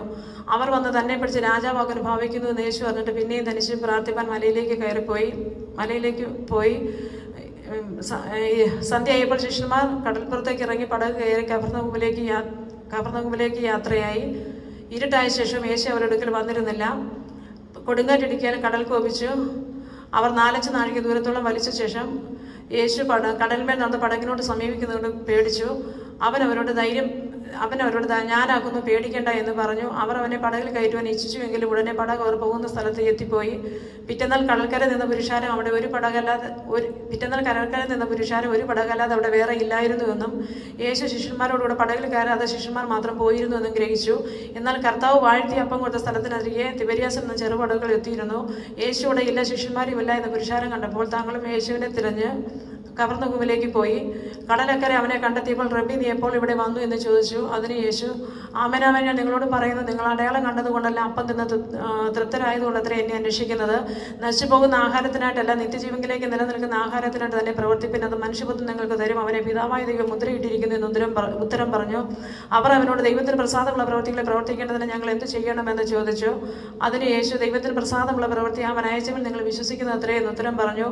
അവർ അവനോട്, ഞങ്ങൾ കണ്ട് നിന്നെ വിശ്വസിക്കേണ്ടതിന് നീ എന്ത് അടയാളം ചെയ്യുന്നു, എന്ത് പ്രവർത്തിക്കുന്നു? ഞങ്ങളുടെ പിതാക്കന്മാർ മരുഭൂമിയിൽ മന്ന തിന്നു, അവർക്ക് തിന്മാൻ സ്വർഗത്തിൽ നിന്ന് അപ്പം കൊടുത്തു എന്ന് എഴുതിയിരിക്കുന്നുവല്ലോ എന്ന് പറഞ്ഞു. യേശു അവനോട്, ആമേനാമേൻ, ഞാൻ നിങ്ങളോട് പറയുന്നു, സ്വർഗത്തിൽ നിന്നുള്ള അപ്പം മോശയല്ല നിങ്ങൾക്ക് തന്നത്, എൻ്റെ പിതാവ് അത്രേ സ്വർഗത്തിൽ നിന്നുള്ള സാക്ഷാൽ അപ്പം നിങ്ങൾക്ക് തരുന്നത്. ദൈവത്തിൻ്റെ അപ്പമോ സ്വർഗത്തിൽ ഇറങ്ങി വന്ന് ലോകത്തിന് ജീവനെ കൊടുക്കുന്നതാകുന്നു എന്ന് പറഞ്ഞു. അവർ അവനോട്, കർത്താവേ, ഈ അപ്പം ഞങ്ങൾക്ക് എപ്പോഴും തരണമേ എന്ന് പറഞ്ഞു. യേശു അവരോട്, ഞാൻ ജീവന്റെ അപ്പമാകുന്നു. എൻ്റെ അടുക്കൽ വരുന്നവന് വിശക്കുകയില്ല, എന്നിൽ വിശ്വസിക്കുന്ന ഒരു നാളും ദാഹിക്കുകയുമില്ല.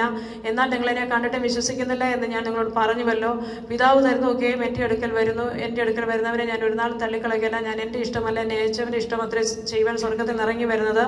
അവൻ എനിക്ക് തന്നതിലൊന്നും ഞാൻ കളയാതെ ഒടുക്കത്തെ നാളിൽ എല്ലാവരെയും ഒടുക്കത്തെ നാളിൽ അവൻ എനിക്ക് തന്നതിലൊന്നും ഞാൻ കളയാതെ എല്ലാം ഒടുക്കത്തെ നാൾ ഉയർത്തെഴുന്നേൽപ്പിക്കണമെന്നാകുന്നു എന്നെ അയച്ചവൻ്റെ ഇഷ്ടം. പുത്രനെ നോക്കിക്കൊണ്ട് അവൻ വിശ്വസിക്കുന്നവരോ നിത്യജീവൻ ഉണ്ടാകണമെന്നാകുന്നു എൻ്റെ പിതാവിന് ഇഷ്ടം. ഞാൻ അവനെ ഒടുക്കത്തെ നാൾ ഉയർത്തെഴുന്നേൽപ്പിക്കും. ഞാൻ സ്വർഗത്തിൽ നിന്ന് ഇറങ്ങി വന്ന അപ്പം എന്ന് അവൻ പറഞ്ഞതിനാൽ യഹൂദന്മാർ അവനെക്കുറിച്ച് വെറുപെറുത്തു. ഇവൻ യോസേഫിൻ്റെ പുത്രനായ യേശുവല്ലയോ, അവൻ്റെ അപ്പനെയും അമ്മയും നാം അറിയുന്നുവല്ലോ, പിന്നെ ഞാൻ സ്വർഗത്തിൽ നിന്ന് ഇറങ്ങി വന്നു എന്ന് അവൻ പറയുന്നത് എങ്ങനെയെന്ന് പറഞ്ഞു. യേശു അവരോട് ഉത്തരം പറഞ്ഞത്, നിങ്ങൾ തമ്മിൽ പിറുപിറുക്കേണ്ട. എന്നെ അയച്ച പിതാവ് ആകർഷിച്ചിട്ടല്ലാതെ ആർക്കും എൻ്റെ അടുക്കൽ വരുവാൻ കഴിയുകയില്ല. ഞാൻ ഒടുക്കത്തെ നാൾ അവനെ ഉയർത്തെഴുന്നേൽപ്പിക്കും. എല്ലാവരും ദൈവത്താൽ ഉപദേശിക്കപ്പെടുമെന്ന് പ്രവാചക പുസ്തകങ്ങൾ എഴുതിയിരിക്കുന്നുവല്ലോ. പിതാവിനോട് കേട്ട് പഠിച്ചവനെല്ലാം എൻ്റെ അടുക്കൽ വരും. പിതാവിനെ ആരെങ്കിലും കണ്ടിട്ടുണ്ട് എന്നല്ല, ദൈവത്തിൻ്റെ അടുക്കൽ നിന്ന് ഇറങ്ങി വന്നവൻ മാത്രമേ പിതാവിനെ കണ്ടിട്ടുള്ളൂ. ആമേനാമേൻ ഞാൻ നിങ്ങളോട് പറയുന്നു, വിശ്വസിക്കുന്നവന് നിത്യജീവനുണ്ട്. ഞാൻ ജീവൻ്റെ അപ്പമാകുന്നു.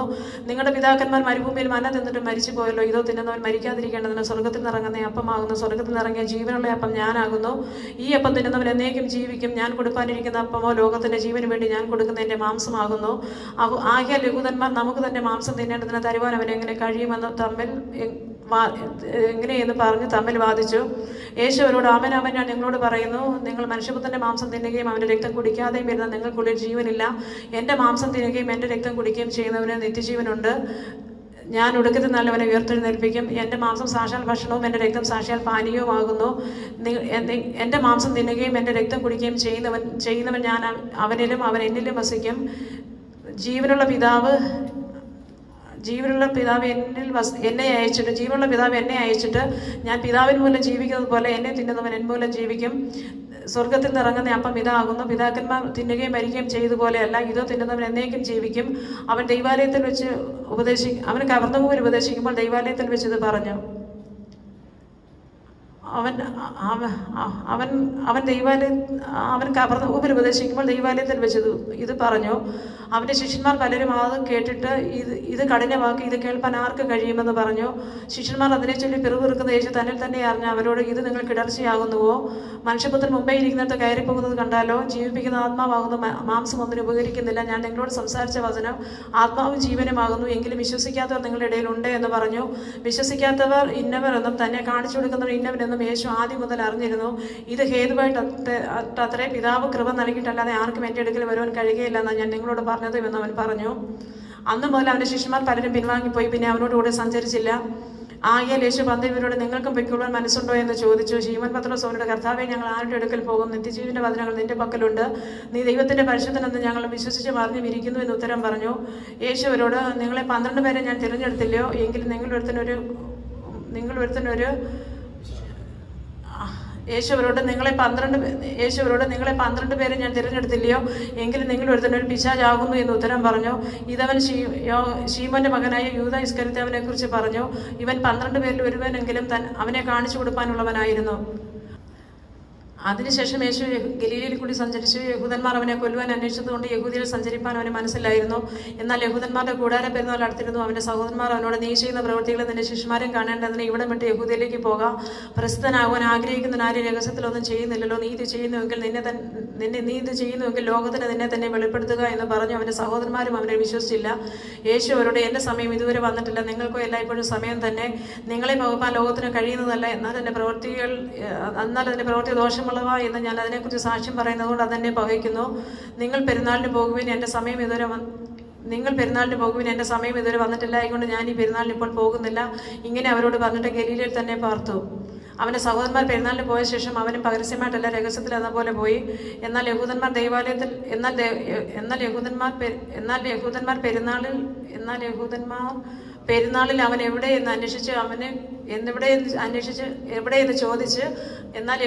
പെരുന്നാളിൽ അവൻ എവിടെയെന്ന് അന്വേഷിച്ച്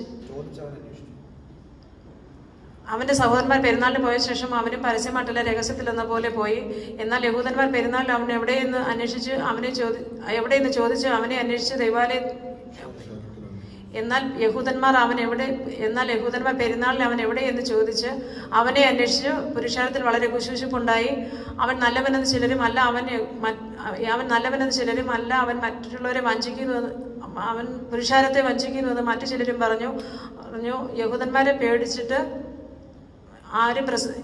എങ്കിലും യഹൂദന്മാരെ പേടിച്ചിട്ട് ആരും പ്രസിദ്ധമായി അവനെക്കുറിച്ച് സംസാരിച്ചില്ല. പെരുന്നാൾ പാതി കഴിഞ്ഞ ശേഷം യേശു ദൈവാലയത്തിൽ ചെന്ന് ഉപദേശിച്ചു. വിദ്യാഭ്യാസം ചെയ്യാതെ ഇവർ ശാസ്ത്രം അറിയുന്നത് എങ്ങനെയെന്ന് പറഞ്ഞ് യഹൂദന്മാർ ആശ്ചര്യപ്പെട്ടു. യേശു അവരോട് ഉത്തരം പറഞ്ഞത്, എൻ്റെ ഉപദേശം എൻ്റേതല്ല, എന്നെ അയച്ചവൻ്റേതത്രേ. അവൻ്റെ ഇഷ്ടം ചെയ്യുവാൻ ഇച്ഛിക്കുന്നവൻ ഈ ഉപദേശം ദൈവത്തിൽ നിന്നുള്ളതോ ഞാൻ സ്വയമായി പ്രസ്താവിക്കുന്നു എന്നറിയും. സ്വയമായി പ്രസ്താവിക്കുന്നവൻ സ്വന്തം മഹത്വം അന്വേഷിക്കുന്നു, തന്നെ അയച്ചവൻ്റെ മഹത്വം അന്വേഷിക്കുന്നവൻ സത്യവാനാകുന്നു, നീതികേട് അവനിലില്ല. മോശ നിങ്ങൾക്ക് ന്യായപ്രമാണം തന്നിട്ടില്ലയോ? എങ്കിലും നിങ്ങൾ ആരും ന്യായപ്രമാണം ആചരിക്കുന്നില്ല. നിങ്ങൾ എന്നെ കൊല്ലുവാൻ അന്വേഷിക്കുന്നതെന്ത്? അതിന് പുരുഷാരം, നിനക്കൊരു ഭൂതമുണ്ട്, ആരും നിന്നെ കൊല്ലുവാൻ അന്വേഷിക്കുന്നു എന്ന് ഉത്തരം പറഞ്ഞു. യേശു അവരോട് ഉത്തരം പറഞ്ഞത്, ഞാനൊരു പ്രവൃത്തി ചെയ്തു, അതെങ്കിൽ നിങ്ങൾ എല്ലാവരും ആശ്ചര്യപ്പെടുന്നു. മോശ നിങ്ങൾക്ക് പരിച്ഛേദന നിയമിച്ചിരിക്കൽ അത് മോശയുടെ കാലത്തല്ല, പിതാക്കന്മാരുടെ കാലത്തത്ര തുടങ്ങിയത്. നിങ്ങൾ ശബ്ദത്തിൽ മനുഷ്യരെ പരിച്ഛേദന കഴിക്കുന്നു. മോശയുടെ ന്യായപ്രമാണത്തിന് നീക്കം വരാതിരിക്കാൻ ശബ്ദത്തിൽ മനുഷ്യൻ പരിച്ഛേദന ഏൽക്കുന്നുവെങ്കിൽ ഞാൻ ശബ്ദത്തിലൊരു മനുഷ്യനെ മുഴുവനും സൗഖ്യമാക്കിയതിനാൽ എന്നോട് ഈർഷ്യപ്പെടുന്നുവോ? കാഴ്ചപ്രകാരം വിധിക്കരുത്, നീതിയുള്ള വിധി വിധിപ്പിൻ. യെരൂശലേമിൽ ചിലർ അവർ കൊല്ലുവാൻ അന്വേഷിക്കുന്ന ഇവനല്ലയോ? അവൻ ധൈര്യത്തോട് സംസാരിക്കുന്നുവല്ലോ. അവർ അവനോടൊന്നും പറയുന്നില്ല. ഇവൻ ക്രിസ്തു എന്ന് പ്രമാണികൾ യഥാർത്ഥമായി ഗ്രഹിച്ചുവോ? എങ്കിലും ഇവൻ എവിടെ നിന്ന് എന്ന് നാം അറിയുന്നു. ക്രിസ്തു വരുമ്പോഴും അവൻ എവിടെ നിന്ന് എന്ന് ആരും അറിയുകയില്ല എന്ന് പറഞ്ഞു. ആയാൽ യേശു ദൈവാലയത്തിൽ ഉപദേശിക്കുമ്പോൾ, നിങ്ങൾ എന്നെ അറിയുന്നു, ഞാൻ എവിടെ നിന്നും അറിയുന്നു. നിങ്ങൾ എന്നെ അറിയുന്നു, ഞാൻ എവിടെ നിന്നും അറിയുന്നു. ഞാൻ സ്വയമായിട്ട് വന്നവനല്ല, ഞാൻ സ്വയമായിട്ട് വന്നതല്ല. നിങ്ങളോ എന്നെ അയച്ചവൻ സത്യവാനാകുന്നു, നിങ്ങളോ അവനെ അറിയുന്നില്ല. ഞാൻ അവൻ്റെ അടുക്കൽ നിന്ന് വന്നതുകൊണ്ടും അവനെന്നെ അയച്ചതുകൊണ്ടും ഞാൻ അവനെ അറിയുന്നു എന്ന് വിളിച്ചു പറഞ്ഞു. ആകയാൽ അവർ അവനെ പിടിപ്പാൻ അന്വേഷിച്ചുവെങ്കിലും അവൻ്റെ നാഴിക വന്നിട്ടില്ലായിക്കൊണ്ട് ആരും അവൻ്റെ മേൽ കൈവച്ചില്ല. പുരുഷാരത്തിൽ പലരും ക്രിസ്തു വരുമ്പോൾ ഇവൻ ചെയ്തതിലും അധികം അടയാളം ചെയ്യുമോ എന്ന് പറഞ്ഞ് അവനെ വിശ്വസിച്ചു. പുരുഷാരം അവനെക്കുറിച്ച് ഇങ്ങനെ വിശ്വസിക്കുന്നു എന്ന് പരീശന്മാർ കേട്ടാറെ. അവനെ പിടിക്കേണ്ടതിന് മഹാപുരോഹിതന്മാരും പരീശന്മാരും ചേവകരെ അവൻ്റെ അടുക്കൽ അയച്ചു. യേശുവോ, ഞാൻ ഇനി കുറേ നേരം നിങ്ങളോട് കൂടെ ഇരിക്കുന്നു, പിന്നെ എന്നെ അയച്ചവൻ്റെ അടുക്കൽ പോകുന്നു. നിങ്ങൾ എന്നെ അന്വേഷിക്കും, കണ്ടെത്തുകയില്ല. താനും ഞാൻ ഇരിക്കുന്നിടത്ത് നിങ്ങൾക്ക് വരുവാൻ കഴിയുകയില്ല എന്ന് പറഞ്ഞു. അത് കേട്ടിട്ട് യഹൂദന്മാർ, നാം അവനെ കണ്ടെത്താതെ വണ്ണം ഇവൻ എവിടേക്ക് പോകുവാൻ ഭാവിക്കുന്നു? യവനന്മാരുടെ ഇടയിൽ ചിതറിപ്പാർക്കുന്നവരുടെ അടുക്കൽ പോയി യവനരെ ഉപദേശിപ്പാൻ ഭാവമോ? നിങ്ങൾ എന്നെ അന്വേഷിക്കും, കണ്ടെത്തുകയില്ല. താനും ഞാൻ ഇരിക്കുന്നിടത്ത് നിങ്ങൾക്ക് വരുവാൻ കഴിയുകയില്ല എന്ന് ഈ പറഞ്ഞ വാക്ക് എന്ത് എന്ന് തമ്മിൽ പറഞ്ഞു. ഉത്സവത്തിന്റെ മഹാദിനമായ ഒടുക്കത്തെ നാൾ യേശു നിന്നുകൊണ്ട്, ദാഹിക്കുന്ന ഏവനും എൻ്റെ അടുക്കൽ വന്ന് കുടിക്കട്ടെ. എന്നിൽ വിശ്വസിക്കുന്നതിൻ്റെ ഉള്ളിൽ നിന്ന് തിരുവെഴുത്ത് പറയുന്നത് പോലെ ജീവജലത്തിന്റെ നദികൾ ഒഴുകുമെന്ന് വിളിച്ചു പറഞ്ഞു. അവൻ ഇത് തന്നിൽ വിശ്വസിക്കുന്നവർക്ക് ലഭിക്കാനുള്ള ആത്മാവിനെ കുറിച്ച് അത്രേ പറഞ്ഞത്. യേശു അന്ന് തേജസ്കരിക്കപ്പെട്ടിട്ടില്ല, എങ്കിൽ ആത്മാവ് വന്നിട്ടില്ലായിരുന്നു. പുരുഷാരത്തിൽ പലരും ആ വാക്ക് കേട്ടിട്ട് ഇവൻ സാക്ഷാൽ പ്രവാചകൻ എന്ന് പറഞ്ഞു. വേറെ ചിലർ ഇവൻ ക്രിസ്തു തന്നെ എന്നും, മറ്റു ചിലർ ഗലീലയിൽ നിന്നും ക്രിസ്തു വരുന്നത്, ദാവീദിന്റെ സന്തതിയിൽ നിന്ന് ദാവീദ് വാർത്ത ഗ്രാമമായ ബേത്ലഹേമിൽ നിന്നും ക്രിസ്തു വരുന്നു എന്ന് തിരുവെഴുത്ത് പറയുന്നു എന്ന് പറഞ്ഞു. അങ്ങനെ പുരുഷാരത്തിൽ അവനെ ചൊല്ലി ഭിന്നതയുണ്ടായി. അവരിൽ പലരും അവനെ പിടിപ്പാൻ ഭാവിച്ചുവെങ്കിലും ആരും അവന്റെ മേൽ കൈവച്ചില്ല. ചേവകർ മഹാപുരോഹിതന്മാരുടെയും പരീശന്മാരുടെയും അടുക്കൽ വന്നപ്പോൾ ചേവകർ മഹാപുരോഹിതന്മാരുടെയും പരീശന്മാരുടെ അടുക്കൽ മടങ്ങി വന്നപ്പോൾ അവർ അവരോട്, നിങ്ങൾ അവനെ കൊണ്ടുവരാഞ്ഞത് എന്തേ എന്ന് ചോദിച്ചതിന്, ഈ മനുഷ്യൻ സംസാരിക്കുന്നത് പോലെ ആരും ഒരു നാൾ സംസാരിച്ചിട്ടില്ല എന്ന് ചേവകർ ഉത്തരം പറഞ്ഞു.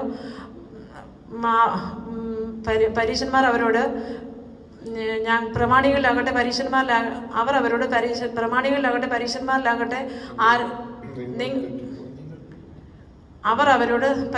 അവരോട് നിങ്ങളും തെറ്റിപ്പോയോ? പ്രമാണികളിലാകട്ടെ പരീശന്മാരിലാകട്ടെ ആരെങ്കിലും അവനെ വിശ്വസിച്ചിട്ടുണ്ടോ? പുരുഷാരം അറിയാത്ത ന്യായപ്രമാണം അറിയാത്ത പുരുഷാരം ശപിക്കപ്പെട്ടവരാകുന്നു എന്ന് ഉത്തരം പറഞ്ഞു. അവരിൽ ഒരുത്തനായി മുമ്പേ അവൻ്റെ അടുക്കൽ വന്നിരുന്ന നിക്കോദേമസ് അവരോട്, ഒരു മനുഷ്യന്റെ വാമൊഴി ആദ്യം കേട്ട് അവൻ ചെയ്യുന്നത് എന്തേ എന്ന് അറിയാതെ നമ്മുടെ ന്യായപ്രമാണം അവനെ വിധിക്കുന്നുവോ എന്ന് പറഞ്ഞു. അവർ അവനോട്, നീയും ഗലീലക്കാരനോ? പരിശോധിച്ച് നോക്കുക, ഗലീലയിൽ നിന്ന് പ്രവാചകൻ എഴുന്നേൽക്കുന്നില്ലല്ലോ എന്ന് ഉത്തരം പറഞ്ഞു. അങ്ങനെ ഓരോരുത്തരും താന്താന്റെ വീട്ടിലേക്ക് പോയി. യേശു ഒലിമലയിലേക്ക് പോയി. അധികാലത്ത് അവൻ പിന്നെയും ദേവാലയത്തിൽ ചെന്നു. ജനമൊക്കെയും അവൻ്റെ അടുക്കൽ വന്നു. അവൻ ഇരുന്ന് അവരെ ഉപദേശിച്ചു കൊണ്ടിരിക്കുമ്പോൾ ശാസ്ത്രന്മാരും പരീശന്മാരും വ്യഭിചാരത്തിൽ പിടിച്ചിരുന്ന ഒരു സ്ത്രീയെ കൊണ്ട് നടുവിൽ നിർത്തി, ഗുരു, ഈ സ്ത്രീയെ വ്യഭിചാര കർമ്മത്തിൽ തന്നെ പിടിച്ചിരിക്കുന്നു. ഇങ്ങനെയുള്ളവരെ കല്ലെറിയണമെന്ന് മോശ ന്യായപ്രമാണത്തിൽ ഞങ്ങളോട് കൽപ്പിച്ചിരിക്കുന്നു. നീ ഇവളെക്കുറിച്ച് എന്ത് പറയുന്നു എന്ന് ചോദിച്ചു. ഇത് അവനെ കുറ്റം ചുമത്തുവാൻ സംഗതി കിട്ടേണ്ടതെന്ന് ചോദിച്ചതത്രേ. അവനോ കുനിഞ്ഞ് വിരൽ കൊണ്ട് നിലത്ത് എഴുതിക്കൊണ്ടിരുന്നു.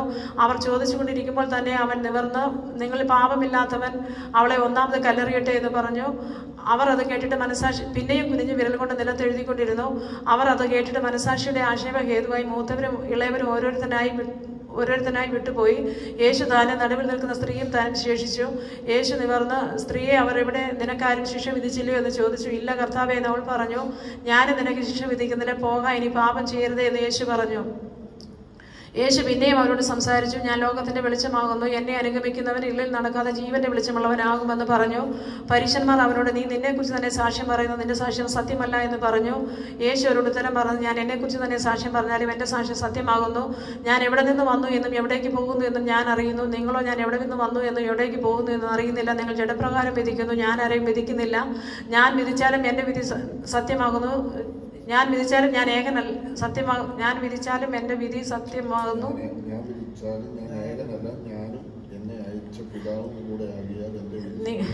നിങ്ങളോട് ജഡപ്രകാരം വിധിക്കുന്നു, ഞാൻ ആരെയും വിധിക്കുന്നില്ല. ഞാൻ വിധിച്ചാലും എൻ്റെ വിധി സത്യമാകും. ഞാൻ വിധിച്ചാലും ഞാൻ ഏകനല്ല, ഞാൻ വിധിച്ചാലും ഞാൻ ഏകനല്ല, ഞാനും എന്നെ അയച്ച പിതാവ് കൂടെയാകാൻ എൻ്റെ വിധി സത്യമാകുന്നു. രണ്ട് മനുഷ്യരുടെ സാക്ഷ്യം സത്യമെന്ന് നിങ്ങളുടെ ന്യായപ്രമാണത്തിലും എഴുതിയിരിക്കുന്നുവല്ലോ. ഞാൻ എന്നെക്കുറിച്ച് തന്നെ സാക്ഷ്യം പറയുന്നു, എന്നെ അയച്ച പിതാവും സാക്ഷ്യം പറയുന്നു. അവർ അവരോട്, നിന്റെ പിതാവ് എവിടെ എന്ന് ചോദിച്ചതിന് യേശു, നിങ്ങൾ എന്നെ ആകട്ടെ എൻ്റെ പിതാവിനെ ആകട്ടെ അറിയുന്നില്ല. നിങ്ങൾ എന്നെ അറിഞ്ഞെങ്കിൽ പിതാവിനെയും അറിയുമായിരുന്നു എന്ന് ഉത്തരം പറഞ്ഞു. അവൻ ഇത് ദൈവാലയത്തിൽ ഉപദേശിക്കുമ്പോൾ ഭണ്ഡാര സ്ഥലത്ത് വെച്ച് ഈ വചനം പറഞ്ഞു. അവൻ്റെ നാഴിക വന്നിട്ടില്ലായതുകൊണ്ട് ആരും അവനെ പിടിച്ചില്ല. അവൻ പിന്നെയും അവരോട്, ഞാൻ പോകുന്നു, നിങ്ങൾ എന്നെ അന്വേഷിക്കും, നിങ്ങളുടെ പാപങ്ങൾ നിങ്ങൾ മരിക്കും, ഞാൻ പോകുന്നിടത്തേക്ക് നിങ്ങൾക്ക് വരുവാൻ കഴിയുകയില്ല എന്ന് പറഞ്ഞു. ഞാൻ പോകുന്നിടത്തേക്ക് നിങ്ങൾക്ക് വരുവാൻ കഴിയുകയില്ല എന്ന് പറഞ്ഞതിനാൽ പക്ഷേ തന്നെത്താൻ കൊല്ലുമോ എന്ന് യഹൂദന്മാർ പറഞ്ഞു.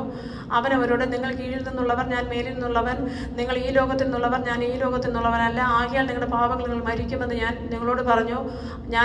ഞാൻ അങ്ങനെയുള്ളവനെന്ന് വിശ്വസിക്കാഞ്ഞാൽ നിങ്ങളുടെ പാപങ്ങൾ നിങ്ങൾ മരിക്കുമെന്ന് പറഞ്ഞു. അവർ അവനോട്, നീ ആരാകുന്നു എന്ന് ചോദിച്ചതിന് യേശു, ആദ്യം മുതൽ നിങ്ങളോട് സംസാരിച്ചു പോരുന്നത് തന്നെ ഇനിയും നിങ്ങളെക്കുറിച്ച് വളരെ സംസാരിക്കാനുണ്ട്. എങ്കിലും എന്നെ അയച്ചവൻ സത്യവാനാകുന്നു, അവനോട് കേട്ടത് തന്നെ ഞാൻ ലോകത്തോട് സംസാരിക്കുന്നു. പിതാവിനെക്കുറിച്ചാകുന്നു അവൻ തങ്ങളോട് പറഞ്ഞത് എന്ന് അവർ ഗ്രഹിച്ചില്ല. ആകയാൽ യേശു, നിങ്ങൾ മനുഷ്യപുത്രനെ ഉയർത്തിയ ശേഷം ഞാൻ തന്നെ അവനെന്നും ഞാൻ സ്വയമായിട്ടൊന്നും ചെയ്യാതെ പിതാവ് എനിക്ക് ഉപദേശിച്ചു തന്നതുപോലെ തന്നെ ഇത് സംസാരിക്കുന്നു എന്നും അറിയും. എന്നെ അയച്ചവൻ എന്നോട് കൂടെയുണ്ട്, ഞാൻ എല്ലായ്പ്പോഴും അവന് പ്രസാദമുള്ളത് ചെയ്തുകൊണ്ട് അവൻ എന്നെ ഏകനായി വിട്ടിട്ടില്ല എന്ന് പറഞ്ഞു. അവൻ ഇങ്ങനെ സംസാരിച്ചുകൊണ്ടിരിക്കുമ്പോൾ പലരും അവനിൽ വിശ്വസിച്ചു. തന്നെ വിശ്വസിച്ച യഹൂദന്മാരോട് യേശു, എൻ്റെ വചനത്തെ നിലനിൽക്കുന്നുവെങ്കിൽ നിങ്ങൾ വാസ്തവമായി എൻ്റെ ശിഷ്യന്മാരായി, സത്യം അറിയുകയും സത്യം നിങ്ങളെ സ്വതന്ത്രരാക്കുകയും ചെയ്യുമെന്ന് പറഞ്ഞു. അവർ അവനോട്, ഞങ്ങൾ അബ്രഹാമിന്റെ സന്തതി, ആർക്കും ഒരു നാൾ ദാസന്മാരായിരുന്നിട്ടില്ല, പിന്നെ നിങ്ങൾ സ്വതന്ത്രരാകും നീ പറയുന്നത് എങ്ങനെയെന്ന് ഉത്തരം പറഞ്ഞു. യേശു അവരോട്, ആമേനാമേൻ ഞാൻ നിങ്ങളോട് പറയുന്നു, പാപം ചെയ്യുന്നവനെല്ലാം പാപത്തിന്റെ ദാസനാകുന്നു. ദാസൻ എന്നേക്കും വീട്ടിൽ വസിക്കുന്നില്ല, പുത്രനോ എന്നേക്കും വസിക്കുന്നു. പുത്രൻ നിങ്ങൾക്ക് സ്വാതന്ത്ര്യം വരുത്തി നിങ്ങൾ സ്വതന്ത്രരാകുമെന്ന് പറഞ്ഞു. സാക്ഷാൽ സ്വതന്ത്രരാകും.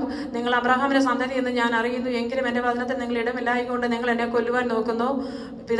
പിതാവിൻ്റെ അടുക്കൽ കണ്ടിട്ടുള്ളത് ഞാൻ നിങ്ങളോട് സംസാരിക്കുന്നു, നിങ്ങളുടെ പിതാവിനോട് കേട്ടിട്ടുള്ളത് നിങ്ങൾ ചെയ്യുന്നു എന്ന് ഉത്തരം പറഞ്ഞു. അവർ അവനോട്, അബ്രഹാം ആകുന്നു ഞങ്ങളുടെ പിതാവ് എന്ന് പറഞ്ഞതിന് യേശു, നിങ്ങൾ അബ്രഹാമിന്റെ മക്കളായിരുന്നുവെങ്കിൽ അബ്രഹാമിന്റെ പ്രവൃത്തി ചെയ്യുമായിരുന്നു. എന്നാൽ ദൈവത്തോട് കേട്ടുള്ള സത്യം നിങ്ങളോട് സംസാരിക്കുന്ന മനുഷ്യനായ എന്നെ നിങ്ങൾ കൊല്ലുവാൻ നോക്കുന്നു. അങ്ങനെ അബ്രഹാം ചെയ്തില്ലല്ലോ. നിങ്ങൾ നിങ്ങളുടെ പിതാവിന്റെ പ്രവൃത്തികളെ ചെയ്യുന്നു എന്ന് പറഞ്ഞു.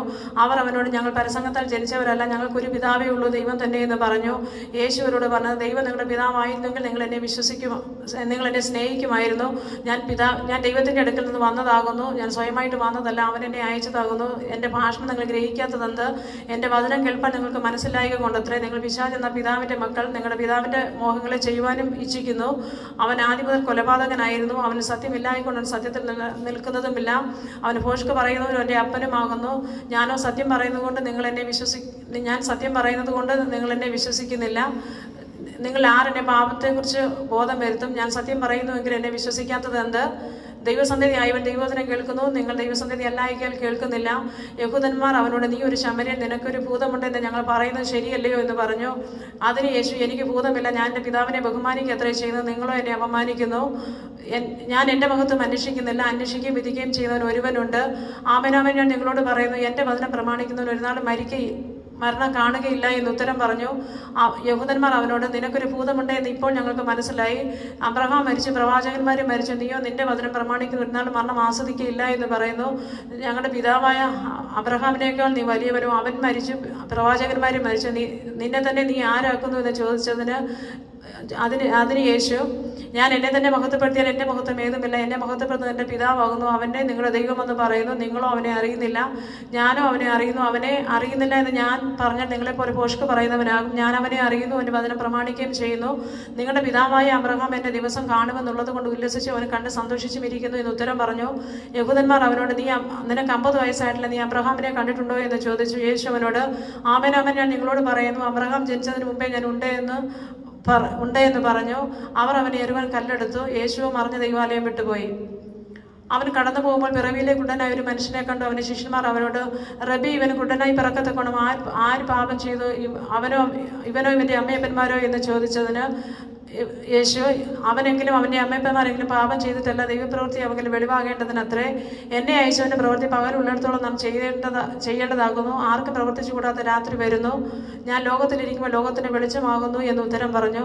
ഇങ്ങനെ പറഞ്ഞിട്ട് നിലത്ത് തുപ്പി തുപ്പൽ കൊണ്ട് ചേറുണ്ടാക്കി ചേർ അവൻ്റെ കണ്ണിന്മേൽ പൂശി, നീ ചെന്ന് ശീലോകം കുളത്തിൽ കഴുകുക എന്ന് പറഞ്ഞു. ശീലോകം എന്നതിന് അയക്കപ്പെട്ടവനെന്നർത്ഥം. അവൻ പോയി കഴുകി കണ്ണു കാണുന്നവനായി മടങ്ങി വന്നു. അയൽക്കാരും മുമ്പേ അവനെ ഇരക്കുന്നവനായി കണ്ടവരും, ഇവനല്ലയോ അവിടെ ഇരുന്ന് ഭിക്ഷയായി എന്ന് പറഞ്ഞു. അവൻ തന്നെ എന്ന് ചിലരും, അവനെ പോലെയുള്ളവരെന്ന് മറ്റുള്ളവരും പറഞ്ഞു. ഞാൻ തന്നെ എന്ന് അവൻ പറഞ്ഞു. നിന്റെ കണ്ണ് തോന്നുന്നത് എങ്ങനെയെന്ന് അവർ അവനോട് ചോദിച്ചു. യേശു എന്ന പേരുള്ള മനുഷ്യൻ ചേറുണ്ടാക്കി എൻ്റെ കണ്ണിന്മേൽ പൂശി, നീ ചെന്ന് ശീലോകം കുളത്തിൽ കഴുകുക എന്ന് പറഞ്ഞു. ഞാൻ പോയി കഴുകി കാഴ്ച പ്രാപിച്ചിരിക്കുന്നു എന്ന് ഉത്തരം പറഞ്ഞു. അവർ അവനോട് അവൻ എവിടെ എന്ന് ചോദിച്ചതിന് ഞാൻ അറിയുന്നില്ല എന്ന് അവൻ പറഞ്ഞു. കുരുടനായിരുന്നവനെ അവർ പരീശന്മാരുടെ അടുക്കൽ കൊണ്ടുവന്നു. യേശു ചേറുണ്ടാക്കി കണ്ണ് തുറന്ന് ശബത്ത് നാളിലായിരുന്നു. അവൻ കാഴ്ച പ്രാപിച്ചത് എങ്ങനെയെന്ന് പരീശന്മാരും അവനോട് ചോദിച്ചു. അതിന് അവൻ എൻ്റെ കണ്ണിന്മേൽ ചേർ തേച്ചു, ഞാൻ പോയി കഴുകി കാഴ്ച പ്രാപിച്ചിരിക്കുന്നു എന്ന് പറഞ്ഞു. പരീശന്മാരിൽ ചിലർ, ഈ മനുഷ്യൻ ശബത്ത് പ്രമാണിക്കായിക്കൊണ്ട് ദൈവത്തിൻ്റെ അടുക്കൽ നിന്ന് വന്നവനല്ല എന്ന് പറഞ്ഞു. മറ്റു ചിലർ, പാപിയായ ഒരു മനുഷ്യൻ ഇങ്ങനെയുള്ള അടയാളങ്ങൾ ചെയ്യുവാൻ എങ്ങനെ കഴിയും എന്ന് പറഞ്ഞു. അങ്ങനെ അവരുടെ ഇടയിൽ ഭിന്നതയുണ്ടായി. അവർ പിന്നെയും കുരുടനോട്, നിന്റെ കണ്ണ് തുറന്നതുകൊണ്ട് നീ അവനെക്കുറിച്ച് എന്ത് പറയുന്നു എന്ന് ചോദിച്ചു. അവനൊരു പ്രവാചകൻ എന്ന് അവൻ പറഞ്ഞു. കാഴ്ച പ്രാപിച്ചവന്റെ അമ്മയപ്പന്മാരെ വിളിച്ച് ചോദിക്കുവോളം അവൻ കുരുടനായിരുന്നുവെന്നും കാഴ്ച പ്രാപിച്ചുവെന്ന് യഹൂദന്മാർ വിശ്വസിച്ചില്ല. കുരുടനായി പിറന്നു എന്ന് നിങ്ങൾ പറയുന്ന മകൻ ഇവൻ തന്നെ, എന്നാൽ ഇപ്പോൾ അവന് കണ്ണ് കാണുന്നത് എങ്ങനെയെന്ന് അവർ അവരോട് ചോദിച്ചു. അവൻ്റെ അമ്മയപ്പന്മാർ, ഇവൻ ഞങ്ങളുടെ മകനെന്നും കുരുടനായി പിറന്നവനെന്നും ഞങ്ങൾ അറിയുന്നു, എന്നാൽ ഇപ്പോൾ കണ്ണ് കാണുന്നത് എങ്ങനെയെന്ന് അറിയുന്നില്ല.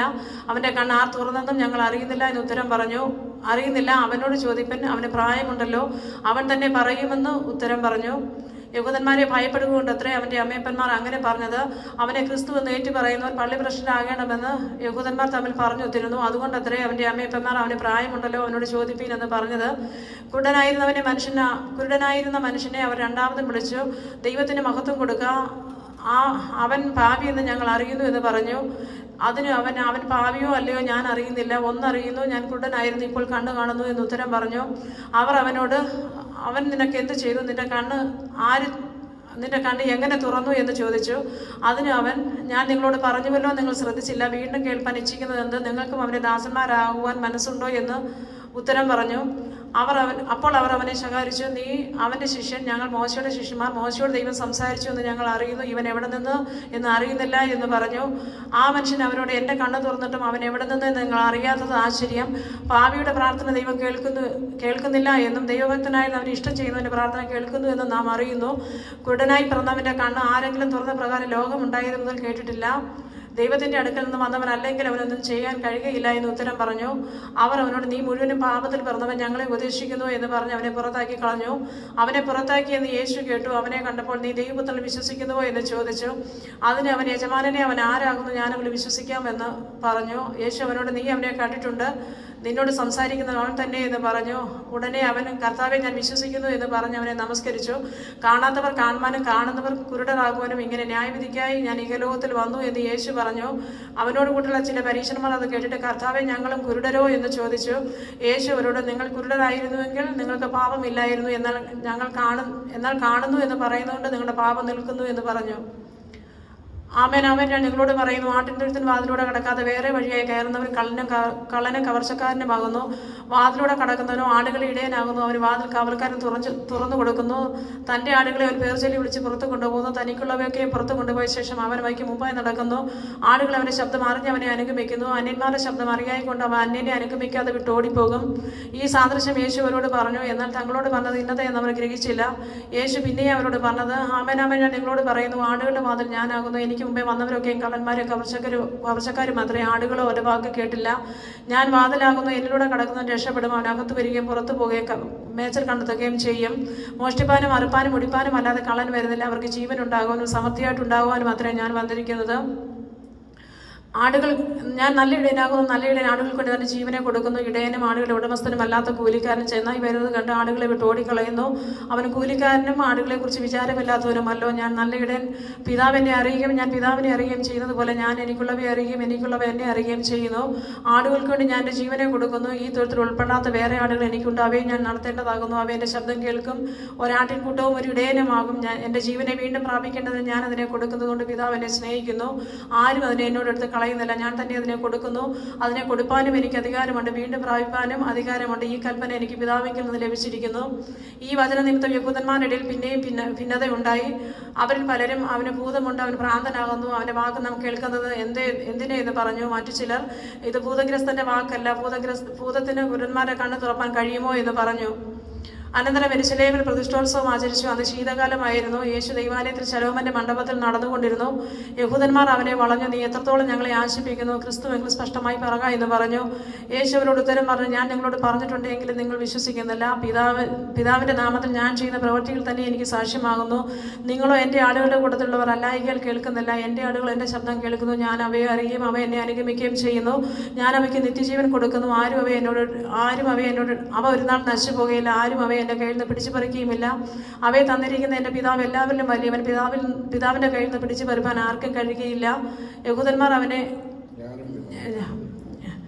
പിതാവിൻ്റെ കയ്യിൽ നിന്ന് പിടിച്ചു വരുപ്പാൻ ആർക്കും കഴിയുകയില്ല. ഞാനും പിതാവും ഒന്നാകുന്നു.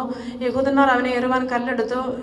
യേശു അവരോട്, പിതാവിൻ്റെ കൽപ്പനയാൽ ഞാൻ പല നല്ല പ്രവൃത്തികൾ നിങ്ങളെ കാണിച്ചിരിക്കുന്നു. ഇതിൽ ഏത് പ്രവൃത്തി നിമിത്തം നിങ്ങൾ എന്നെ കല്ലെറിയുന്നു എന്ന് ചോദിച്ചു. അവർ അവനോട്, നല്ല പ്രവൃത്തി നിമിത്തമല്ല, ദൈവദൂഷണ നിമിത്തവും നീ മനുഷ്യനായിരിക്കും നിന്നെ തന്നെ ദൈവമാക്കുന്നത് കൊണ്ട് മാത്രമേ ഞങ്ങൾ നിന്നെ കല്ലെറിയുന്നത് എന്ന് ഉത്തരം പറഞ്ഞു. യേശു അവരോട്, നിങ്ങൾ ദേവന്മാരാകുന്നു എന്ന് ഞാൻ പറഞ്ഞു എന്ന് നിങ്ങളുടെ ന്യായപ്രമാണത്തിൽ എഴുതിയിരിക്കുന്നില്ലയോ? ദൈവത്തിന്റെ അരുളപ്പാടുണ്ടായിട്ടുള്ളവരെ ദേവന്മാർ എന്ന് പറയുന്നുവെങ്കിൽ തിരുവെഴുത്തിൽ നീക്കം വന്നുകൂടായല്ലോ. ഞാൻ ദൈവത്തിന്റെ പുത്രൻ എന്ന് പറഞ്ഞതുകൊണ്ട് നീ ദൈവദൂഷണം പറയുന്നുവെന്ന് ദൈവം വിശദീകരിച്ച് ലോകത്തിൽ അയച്ചവനോട് നിങ്ങൾ പറയുന്നുവോ? ഞാൻ എൻ്റെ പിതാവിൻ്റെ പ്രവൃത്തി ഞാൻ ചെയ്യുന്നില്ലെങ്കിൽ വിശ്വസിക്കേണ്ട. ചെയ്യുന്നുവെങ്കിലോ എന്നെ വിശ്വസിക്കാതിരുന്നാലും പിതാവ് എന്നിലും ഞാൻ പിതാവിലും എന്ന് നിങ്ങൾ ഗ്രഹിച്ചറിയേണ്ടതിൻ്റെ പ്രവൃത്തിയെ വിശ്വസിപ്പൻ. അവർ അവനെ പിന്നെയും പിടിപ്പാൻ നോക്കി. അവൻ അവരുടെ കയ്യിൽ നിന്ന് ഒഴിഞ്ഞുപോയി. അവൻ യോർദാനക്കരെ യോഹന്നാൻ ആദ്യം സ്നാനം കഴിപ്പിച്ചിരുന്ന സ്ഥലത്ത് പിന്നെയും ചെന്ന് അവിടെ പാർത്ത് പലരും അവൻ്റെ അടുക്കൽ വന്നു. യോഹന്നാൻ അടയാളമൊന്നും ചെയ്തിട്ടില്ല, എന്നാൽ ഇവനെക്കുറിച്ച് യോഹന്നാൻ പറഞ്ഞതൊക്കെയും സത്യമായിരുന്നു എന്ന് പറഞ്ഞ് അവിടെ പലരും അവനിൽ വിശ്വസിച്ചു. മറിയയുടെ അവളുടെ സഹോദരി മാർത്തയുടെയും ഗ്രാമമായ ബേഥാനിയയിലെ ലാസർ എന്നിവരത്ത് ദീനമായി കിടന്നു. ഈ മറിയായിരുന്നു കർത്താവിനെ പരിമളതൈലം പൂശി തന്റെ തലമുടികൊണ്ട് അവന്റെ കാൽ തുടച്ചത്. അവളുടെ സഹോദരനായ ലാസറായിരുന്നു ദീനമായി കിടന്നത്. ആ സഹോദരിമാർ അവന്റെ അടുക്കൽ ആളയച്ചു, കർത്താവെ നിനക്ക് പ്രിയനായി ഇവൻ ദീനമായി കിടക്കുന്നെന്ന് പറയിച്ചു. കർത്താവ് അത് കേട്ടിട്ട്, ഈ ദീനം മരണത്തിനായിട്ടല്ല, ദൈവപുത്രൻ മഹത്വപ്പെടേണ്ടതിന് ദൈവത്തിന്റെ മഹത്വത്തിനായിട്ട് എത്രയെന്ന് പറഞ്ഞു. യേശു മാർത്തയെയും അവളുടെ സഹോദരിയും ലാസറിനെയും സ്നേഹിച്ചു. എന്നിട്ടും അവൻ ദീനമായി കിടക്കുന്നു എന്ന് കേട്ടാറെ താൻ അന്നിരുന്ന സ്ഥലത്ത് 2 ദിവസം പാർത്തു. അതിനുശേഷം അവൻ ശിഷ്യന്മാരോട്, നാം യഹൂദയിലേക്ക് പോകാം എന്ന് പറഞ്ഞു. ശിഷ്യന്മാർ അവനോട്, റബി, യഹൂദന്മാർ ഇപ്പോൾ തന്നെ നിന്നെ കൊല്ലുവാൻ ഭാവിച്ചുവല്ലോ, നീ പിന്നെയും അവിടെ പോകുന്നുവോ എന്ന് ചോദിച്ചു. അതിന് യേശു, പകലിന് 12 മണി നേരമില്ലയോ? പകൽ സമയത്ത് നടക്കുന്നവൻ ഈ ലോകത്തിന് വെളിച്ചം കാണുന്നത് കൊണ്ട് ഇടറുന്നില്ല, രാത്രിയിൽ നടക്കുന്നതിനോ അവന് വെളിച്ചമില്ലായ കൊണ്ട് ഇടറുന്നു എന്ന് ഉത്തരം പറഞ്ഞു. ഇത് പറഞ്ഞിട്ട് നമ്മുടെ സ്നേഹിതനായ ലാസർ നിദ്ര കൊള്ളുന്നു, എങ്കിലും ഞാൻ അവനെ ഉണർത്തുവാൻ പോകുന്നു എന്ന് പറഞ്ഞു. ശിഷ്യന്മാർ അവനോട്, കർത്താവെ, അവൻ നിദ്ര കൊള്ളുന്നു എങ്കിലും അവന് സൗഖ്യം വരുമെന്ന് പറഞ്ഞു. യേശു അവൻ്റെ മരണത്തെക്കുറിച്ച് അത്രേ പറഞ്ഞത്, ഉറക്കമെന്ന നിദ്രയെക്കുറിച്ച് പറഞ്ഞു എന്നവർക്ക് തോന്നിപ്പോയി. അപ്പോൾ യേശു സ്പഷ്ടമായി അവരോട്, ലാസർ മരിച്ചുപോയി, എന്നാൽ നാം അവൻ്റെ അടുക്കൽ പോകാൻ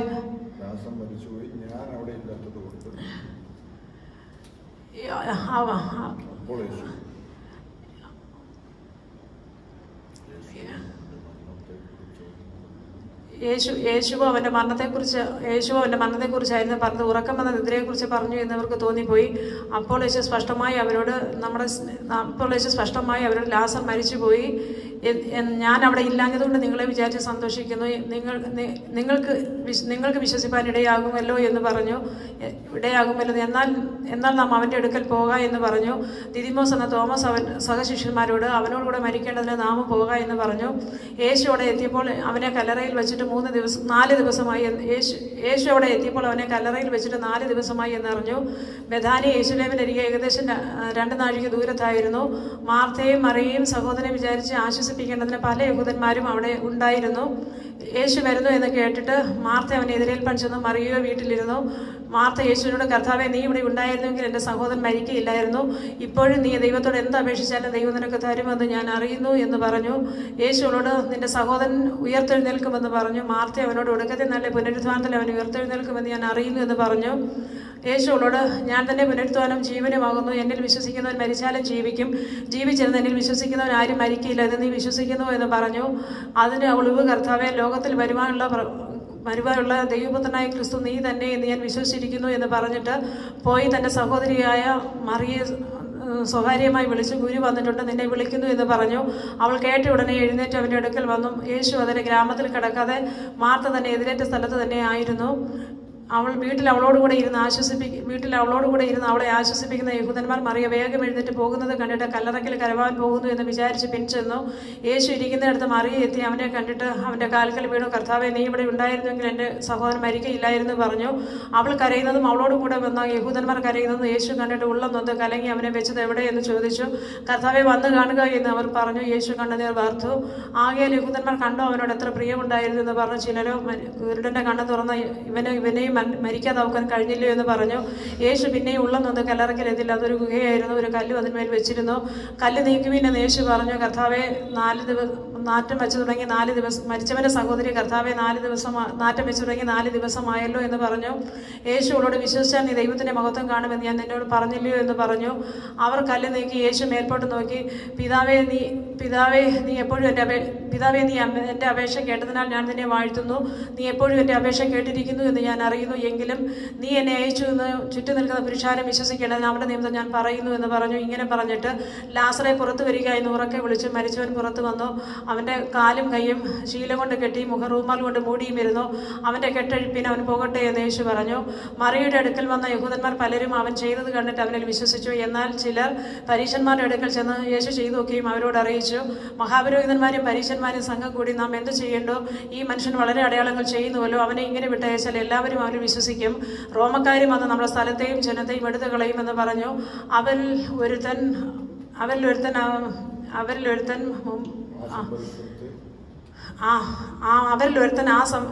ഒരുത്തൻ ആ സംവത്സരത്തെ മഹാപുരോഹിതനായ കയ്യഫാവ് തന്നെ അവരോട്, നിങ്ങൾ ഒന്നും അറിയുന്നില്ല, ജനം മുഴുവൻ നശിച്ചു പോകാതെ വണ്ണം ഒരു മനുഷ്യൻ ജാതിക്ക് വേണ്ടി മരിക്കുന്നത് നന്ന് എന്ന് ഓർക്കുന്നതുമില്ല എന്ന് പറഞ്ഞു. ഇതവൻ സ്വയമായിട്ട് പറഞ്ഞതല്ല, ആ സംവത്സരത്തെ മഹാപുരോഹിതനാകിയാൽ ജനത്തിന് വേണ്ടി യേശു മരിപ്പാനിരിക്കുന്നു എന്ന് പ്രവചിച്ചത്രേ. ജനത്തിനു വേണ്ടി മാത്രമല്ല, ചിതറിയിരിക്കുന്ന ദൈവമക്കളെ ഒന്നായിട്ട് ചേർക്കേണ്ടത് തന്നെ. അന്നു മുതൽ അവർ അവനെ കൊല്ലുവാൻ അന്വേഷിച്ചു. അതുകൊണ്ട് യേശു യഹൂദന്മാരുടെ ഇടയിൽ പിന്നെ പരസ്യമായി നടക്കാതെ അവിടെ വിട്ട് മരുഭൂമിക്കരിയെ എഫ്രൈം എന്ന പട്ടണത്തിൽ ചെന്ന് പട്ടണത്തിലേക്ക് വാങ്ങി ശിഷ്യന്മാരുമായി അവിടെ പാർത്തു. യഹൂദന്മാരുടെ പെസഹ അടുത്തിരിക്കാൻ പലരും തങ്ങൾക്ക് ശുദ്ധി വരുന്ന പെസഹയ്ക്ക് മുമ്പേ നാട്ടിൽ നിന്ന് യെരൂശലേമിലേക്ക് പോയി. അവർ യേശുവിനെ അന്വേഷിച്ച് ദൈവാലയത്തിൽ നിന്നുകൊണ്ട്, എന്തു തോന്നുന്നു, അവൻ പെരുന്നാൾക്ക് വരികയില്ലയോ എന്ന് തമ്മിൽ പറഞ്ഞു. എന്നാൽ മഹാപുരോഹിതന്മാരും പരീശന്മാരും അവനെ പിടിക്കണമെന്ന് വെച്ച് അവൻ ഇരിക്കുന്ന ഇടം ആരെങ്കിലും അറിഞ്ഞാൽ അറിവ് തരണമെന്ന് കൽപ്പന കൊടുത്തിരുന്നു.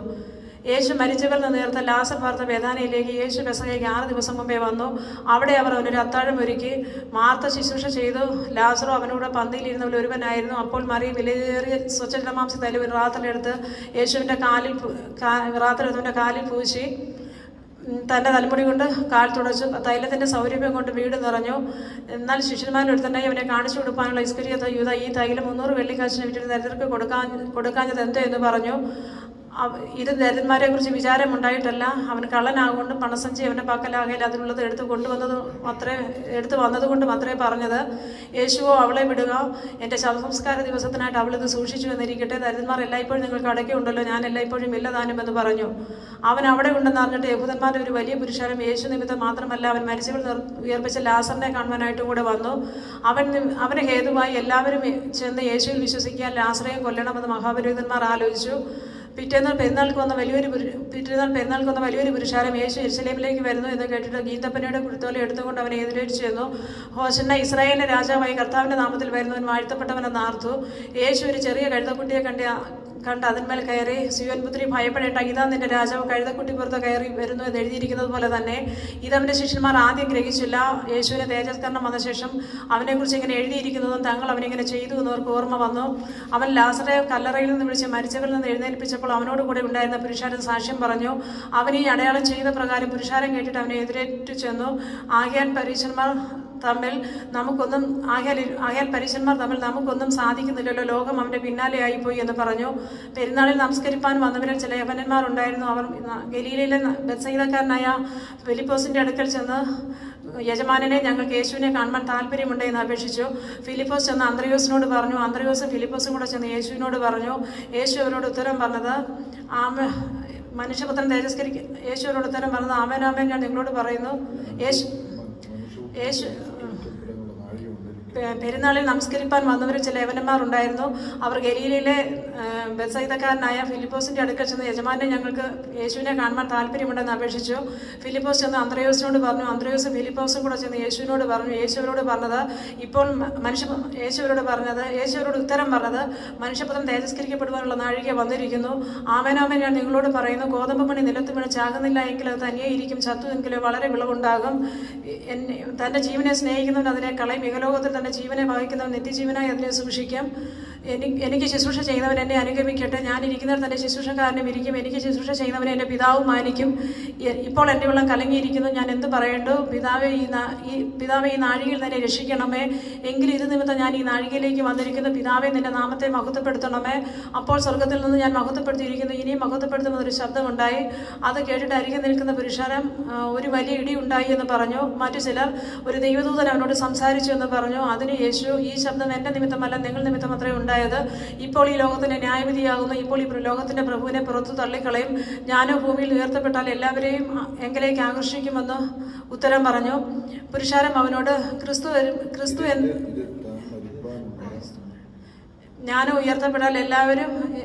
ഞാനോ ഭൂമിയിൽ ഉയർത്തപ്പെട്ടാൽ എല്ലാവരും എങ്കിലേക്ക് ആകർഷിക്കപ്പെടുമെന്ന് ഉത്തരം പറഞ്ഞു. ഇത് താൻ മരിപ്പാനുള്ള മരണവിധ സൂചിപ്പിച്ച് പറഞ്ഞതത്രേ. പുരുഷാരം അവനോട്, ക്രിസ്തു എന്നേക്കും ഇരിക്കുമെന്ന് ഞങ്ങൾ ന്യായപ്രമാണത്തിൽ വായിച്ചു കേട്ടിരിക്കുന്നു. പിന്നെ മനുഷ്യപുത്രൻ ഉയർത്തപ്പെടേണ്ടതെന്ന് നീ പറയുന്നത് എങ്ങനെയെന്ന് ചോദിച്ചു. അതിന് യേശു അവരോട്, ഇനി കുറെ കാലം മാത്രം വെളിച്ചം നിങ്ങളോട് കൂടെ ഇരിക്കും. ഇരുൾ നിങ്ങളെ പിടിക്കാതിരിക്കാൻ നിങ്ങൾക്ക് വെളിച്ചമുള്ളിടത്തോളം നടന്നുകൊള്ളുവിൻ. ഇരുളിൽ നടക്കുന്നവൻ താൻ എവിടെ പോകുന്നു എന്ന് അറിയുന്നില്ലല്ലോ. നിങ്ങൾ വെളിച്ചത്തിന്റെ മക്കളാകേണ്ടതിനെ വെളിച്ചമുള്ളിടത്തോളം വെളിച്ചത്തിൽ വിശ്വസിപ്പീനെന്ന് പറഞ്ഞു. ഇത് സംസാരിച്ചിട്ട്